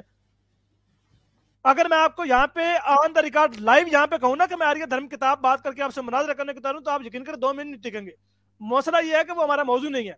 اب آپ نے کل آنا ہے، تو پھر کر لیں آپ اس کا صفحہ نمبر 72 سے 75 کھولیں آریہ دھرم کا۔ تو صحیح نا، میں یہی عرض کر رہا ہوں کہ اس کا موضوع نہیں ہے، لیکن میں کہہ رہا ہوں کہ اگر میں کروں تو آپ نے ٹکنا نہیں ہے۔ جب اس کا میں کہیں نہیں جانے لگا، میں جری اللہ 1 منٹ پہلے کہہ رہے تھے میں جا رہا ہوں، اور آپ کہہ رہے ہیں میں کہیں نہیں جانے لگا، کیوں؟ کیونکہ بات ہماری کتاب کی ہو رہی تھی، اس لیے پہلا بات ہماری کتاب کی ہو رہی تھی، تو کہہ رہی تھی میں چلا وہاں، یعنی آپ کی کتاب کی، جب وہ کتاب ہو کے میں نے کہا جی میری کتاب پہ نہیں میں کہیں نہیں جانا، میں تو ادھر ہی ہوں، یعنی اپنی کتاب کا دفاع نہیں کر سکتے آپ لوگ، اپنی کتاب کا دفاع تو کرو جو ابھی تک آپ کو یہ نہیں پتا لگا کہ بھائی ساڑی ہے بھی یا نہیں ہے۔ شرم کا مقام ہے اپنے آپ کو بریلوی کہنا، اللہ حضرت کو اپنا امام اور مجدد کہنا، اور اپنی کتاب کا نہیں پتا کہ یہ ہماری ہے یا نہیں ہے۔ دکھاؤ لائیو اسٹریم میں کوئی کتاب دکھاؤ مجھے، میں بتاؤں گا ہماری ہے یا نہیں ہے۔ اگر میں فرض مال اس وقت میں مثال دے رہا ہوں، میں انتہائی محتاط رویہ استعمال کرتا ہوں، مثال دیتا ہوں، اگر مجھے اس وقت نہ بھی پتہ لگے یار یہ ہماری ہے، میں اسی وقت اسی لمحے چیک کر کے بعد بتاؤں گا بھائی یہ کتاب ساڑی ہے یا نہیں ہے، جب تسی فلان جگہ دجل و فریب کیتا۔ حیرت کی بات ہے آپ کو کتابوں کا نہیں پتا اپنا، یار آپ لوگ اپنا مسلک بتاتے ہوئے شرماتے ہو، مسلک بتاتے ہوئے ڈرتے ہو، بتا ہی نہیں سکتے کون سا مسلک ہے۔ میں اللہ حضرت کی کتاب یہاں کھول کے آپ کے سامنے تاریخ پڑھتا اور پوچھتا کہ آپ کا اتفاق ہے، آپ نے جواب ہی نہیں دینا تھا۔ آریہ دھرم کتاب ایسی ایک مارکت الرا کتاب ہے کہ اس جیسی کتاب کسی نے لکھی نہیں ہے۔ ہم ان کتابوں سے ڈرتے نہیں ہیں۔ میں نے آپ کو کتنی دفعہ کہا ہے چلو میں آپ کو اجازت دیتا ہوں، اپنا کسی بڑے کو لے کے آؤ، کسی بڑے کے لے کے آؤ، وہ روحانی خزائن کی ایک تحریر پڑھے گا، میں فتاوی رضویہ کی ایک تحریر پڑھوں گا، وہ پھر روحانی خزان کی ایک تحریر پڑھے گا، میں پھر فتاوی رضویہ کی ایک تحریر پڑھوں گا۔ آجے میدان میں کوئی بندہ آئے میدان میں نکلے، کوئی بریلوی ہو اور آئے میدان میں دیکھتا ہوں یار پہلی باری بھی میں آپ کو دے دوں گا، پہلی باری اس بریلوی کی ہوگی، وہ پڑھے تحریر روحانی خزائن سے کہے کہ تم پڑھو، میں وہ تحریر پڑھنے کو تیار ہو جاؤں گا۔ آئے میدان میں کوئی بریلوی، لیکن میں کہتا ہوں کہ یہ موت کا پیالہ پی لیں گے، زہر کا پیالہ پی لیں گے، یہ کبھی میدان میں نہیں آئیں گے، واپس پلٹتے ہیں اپنے موضوع کی طرف کہ علم الغیب کے بارے میں اللہ تعالیٰ قرآن کریم میں صاف طور پہ فرماتا ہے. مسلم بھائی نے انیس بھائی نے تفسیر کے ساتھ روشنی ڈال دیا ہے کہ یہ دعویٰ صرف اللہ تعالیٰ کا ہے اور اللہ تعالیٰ نے دلائل بھی دیے ہیں. نبی کریم صلی اللہ علیہ وسلم نے کہیں پر کسی بھی مقام پر یہ نہیں فرمایا کہ میں عالم الغیب ہوں, ما کان و ما یکون کا علم مجھے دیا گیا ہے, دنیا میں جو کچھ ہو رہا ہے میں سب کچھ جانتا ہوں, دیکھتا ہوں, پڑھتا ہوں, سنتا ہوں اور سب کچھ مجھے پتہ ہے. کہیں بھی کسی بھی جگہ پہ یہ ہمیں حدیث نہیں ملتی, قرآن کی کوئی آیت نہیں ملتی. تو یہ استنباط انہوں نے نکالا کہاں سے ہے؟ یہ بات نبی صلی اللہ علیہ وسلم کی طرف منسوب کیسے کی؟ اور پھر مزے کے بعد اس عقیدے کے منکر کو کافر بھی کہا ہے اور دار اسلام سے خارج بھی کہا ہے, اور اس کو اجماعی عقیدہ بتا رہے ہیں. اس اجماعی عقیدے کا مطلب یہ ہے کہ جو بندہ اس عقیدے کا منکر ہے, وہ چاہے رسول اللہ صلی اللہ علیہ وسلم اس عقیدے کا منکر ہو اور وہ ہے, وہ تو فرما رہے ہیں بخاری کی روایت ہے جس کو یہ رد بھی نہیں کر سکتے. بخاری اور مسلم کی روایات کے بارے میں ان کا یہ اعتقاد ہے, ان کا یہ ایمان ہے کہ اس میں جتنی بھی روایات ہیں وہ بنا کسی جرح و تعدیل کے ماننی ہیں, قابل اطاعت ہے بھائی, وہ ان کو مانو, آنکھیں بند کر کے مانو. اور بخاری کی روایت میں نے آپ کے سامنے پیش کی ہے, آپ کے سامنے پیش کی ہے. رسول اللہ صلی اللہ علیہ وسلم فرماتے ہیں کہ قیامت کب ہوگی؟ اللہ عالم ما لا نعلمون, خدا جانتا میں نہیں جانتا. یہ تو خدا کے علاوہ کوئی جانتی نہیں ہے. 5 علوم ہیں. اگر نبی صلی اللہ علیہ وسلم کو چیزیں معلوم تھی, ہر چیز کا ما کان و ما یکون کا علم تھا, تو انہوں نے کیوں بتایا کہ 5 چیزوں کے علاوہ وہ 5 چیزوں کا جو علم ہے وہ صرف اللہ کے پاس ہی ہے؟ وہ کہتے بھائی مجھے بھی ہے علم اس بات کا. اور یہ انیس بھائی مجھے کریکٹ کیجئے گا اگر میں رانگ ہوں, نبی کریم صلی اللہ علیہ وسلم فرمایا تھا کہ اگر انسان کے پاس علم ہو اور وہ لوگوں کو نہ بتائے تو وہ خائن کہلائے گا. انیس بھائی ایسی روایت ہے کوئی؟ بالکل بالکل, اس میں رسول اللہ صلی اللہ علیہ وسلم کے بارے میں بھی ہے کہ اگر تم نے لوگوں تک کھول کھول کر نہ پہنچایا تو تم نے رسالت کا حق ادا نہیں کیا. لے جناب بتائیں آپ, یہ نبی صلی اللہ علیہ وسلم پر بہتان ہے کہ نہیں ہے کہ ایک چیز ان کو علم تھی انہوں نے پھر بھی عوام کو نہیں بتائی, امت کو نہیں بتائی؟ تو یہ بہتان ہوا کہ نہ ہوا؟ یہ جو باتیں ایسی ہیں, جو عقیدے آپ بناتے ہیں, اس پر سیدھے ذات نبی اکرم صلی اللہ علیہ وسلم کی ذات پر پڑتی ہے, وہاں پر آپ کی راگ نہیں پھڑکتی. جی نہیں بھائی, سب سے زیادہ دیکھیں حضرت صلی اللہ علیہ وسلم کے پہلے اللہ کی ذات پہ ہے. سورہ توبہ کا جو میں نے حوالہ دیا ہے کہ ارد گرد جو منافق ہیں تو نہیں جانتا, تو خدا تعالیٰ یہ کہہ رہا ہے, تو سب سے پہلے تو ان کا فتویٰ نعوذ باللہ من ذالک خدا تعالیٰ کی ذات پہ جاتا ہے. پھر ان لوگوں پہ جو قرآن کریم کی اس آیت کو سچا مانتے ہیں, تو ان کے مطابق بچتا کوئی نہیں ہے. بالکل درست فرمایا, ایسی ہے, بالکل ایسی ہے یار. حدیث کے صاف الفاظ ہے, اگر کسی انسان کے پاس سے علم ہو اور لوگوں کے پوچھنے کے باوجود بھی نہ بچائے تو قیامت کے دن وہ خدا جو صاحبان بنائے گا اس کے نیچے اس کو جگہ نہیں ملے گی. یہ نبی صلی اللہ علیہ وسلم اپنی امت کے بارے میں کہہ رہے ہیں, اور رسول اللہ صلی اللہ علیہ وسلم خود جب ان سے پوچھا کہ قیامت کب ہوئے گی تو انہوں نے بتایا ہی نہیں ہے, انہوں نے اس کا جواب ہی نہیں دیا اور کہا خدا بہتر جانتا ہے. ان کو علم تھا اس کے باوجود نہیں دیا. اور قرآن کی آیت ہے لما تقولون ما لا تفعلون, کو تم اس بات کو حکم کیوں دیتے جس بات پر تم عمل ہی نہیں کرتے. بریلوی عقیدہ نظریے کے مطابق نبی کریم صلی اللہ علیہ وسلم کو قیامت کا علم تھا. لوگوں نے پوچھا اور رسول اللہ صلی اللہ علیہ وسلم نے نہیں بتایا. قرآن کی آیت ہے لما تقولون ما لا تفعلون, تم اس بات کو حکم کیوں دیتے جس بات پر تم خود عمل نہیں کرتے. اب نبی یہ حکم دے رہے ہیں کہ تمہارے پاس علم ہو, لوگ پوچھے تم بتاؤ, نہ بتاؤ تو کل قیامت کو تمہیں خدا اپنے صاحبان کے نیچے کھڑا نہیں کرے گا. یہاں پہ خود رسول اللہ سے لوگ پوچھ رہے ہیں قیامت کب قائم ہوگی, تو رسول اللہ جواب نہیں دے رہے, بتا نہیں رہے. یہ نبی اکرم صلی اللہ علیہ وسلم کی گستاخی شان میں ہے یا نہیں ہے؟ ان بریلویوں کو میں یہ دعوے سے کہہ دیتا ہوں کہ 98% بریلوی ایسے ہوں گے جن کو اس عقیدے کا پتہ ہی نہیں ہے, بالکل نہیں پتا کہ بھائی ہمارا عقیدہ کیا ہے. اور صحابہ کے بارے میں اور باقی انبیاء کے بارے میں بھی اور اولیاء کے بارے میں بھی ان کو علم غیب ہے. نبی کو یہ ثابت نہیں کر سکتے تو اولیاء کی طرف انہوں نے منسوب کر دیا. ان کے ولی تو جناب پیکج بھی دیتے ہیں, قبروں میں بیٹھ کے پیکج دیتے ہیں, ان سے چلے بھی لگوائے جاتے ہیں, پتہ نہیں کیا سے کیا کرتے ہیں. اللہ تعالیٰ ان لوگوں کے حال پہ رحم کرے. تو میرا خیال ہم نے اپنا پورا جو پوائنٹ آف ویو ہے ان کے سامنے رکھ دیا, ان کی کتابوں کے عقیدے کھول کے رکھے ہیں اور آپ کے سامنے ان کے جواب بھی پیش کر دیے ہیں, قرآن کی آیات بھی رکھ دی ہیں کہ ایسا عقیدہ ماننا مشرکانہ عقیدہ ہے. یہ مشرکانہ عقیدہ, یہ اسلام سے نکالنے والا عقیدہ ہے. اس عقیدے کی کوئی گنجائش نہیں ہے. ایسا عقیدہ رکھ کے آپ یہ توقع رکھتے ہیں کہ آپ جنت میں جائیں گے, تو قرآن کہتا ہے کہ ایسا بھول بھی نہ کرنا. قرآن کہتا ہے کہ شرک جو ہے وہ ظلم عظیم ہے, اور قرآن کہتا ہے کہ شرک ایسا گناہ ہے کہ اگر انسان شرک پر مر جائے تو اس کی کوئی معافی نہیں ہے جب تک کہ وہ سزا نہ بھگتے. 9 نمبر دا چھتر پوے, 10 نمبر دا چھتر پوے پینا ضرور ہے, اور اس میں کسی قسم کی کوئی تخفیف نہیں ہے. لازم بات ہے کہ اس میں پکڑ ضرور ہوگی. اس کے علاوہ اللہ تعالیٰ کسی صورت بھی انسان کو معاف نہیں کرے گا اگر اس میں شرک نکل آیا.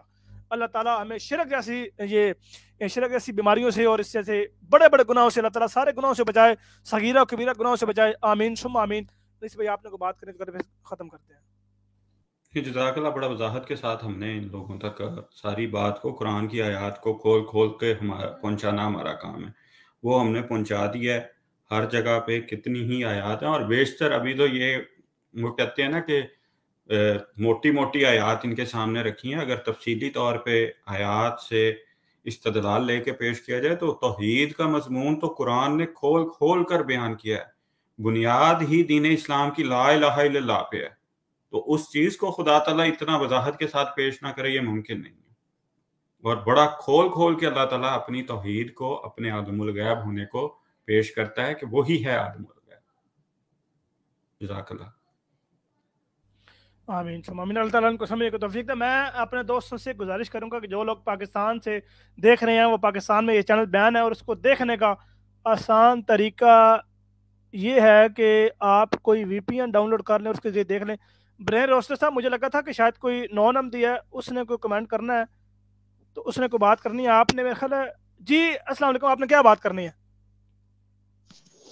وعلیکم السلام سر, کیا حال چال ہے؟ ٹھیک ٹھاک ہیں جی الحمدللہ, شکر ہے خدا کا. جی مختصراً کو بات بیان کریں, میں پروگرام ختم کرنے لگا ہوں.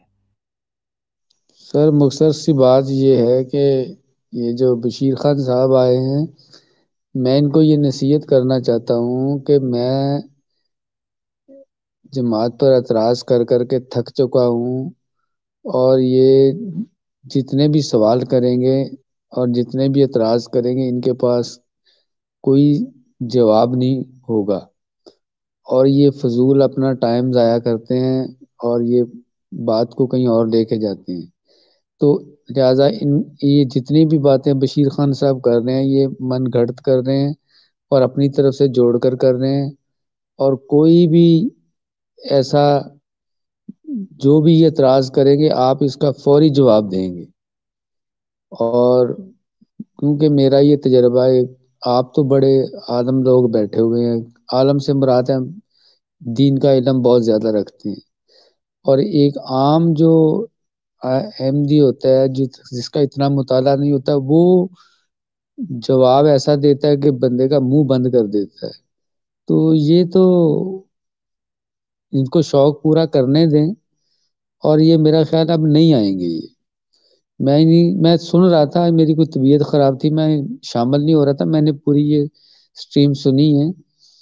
تو یہ نہیں آئیں گے, اور آئیں گے تو کل کو نیا سوال لے کے آئیں گے. اس سوال پہ نہیں آئیں گے جو عالم غیب والا سوال ہے, یہ نہیں کریں گے. یہ کوئی نیا کریں گے, اور ایسے ہی پھر اس کا بھی جواب آپ دیں گے تو پھر یہ اور کریں گے. بس اس طرح چلتا رہے گا. اور آپ سب ٹھیک ہیں, اللہ تعالیٰ آپ سب کو خوش رکھے. آمین آمین ثم جزاک اللہ بریر صاحب, اللہ تعالیٰ آپ کو جزا دے.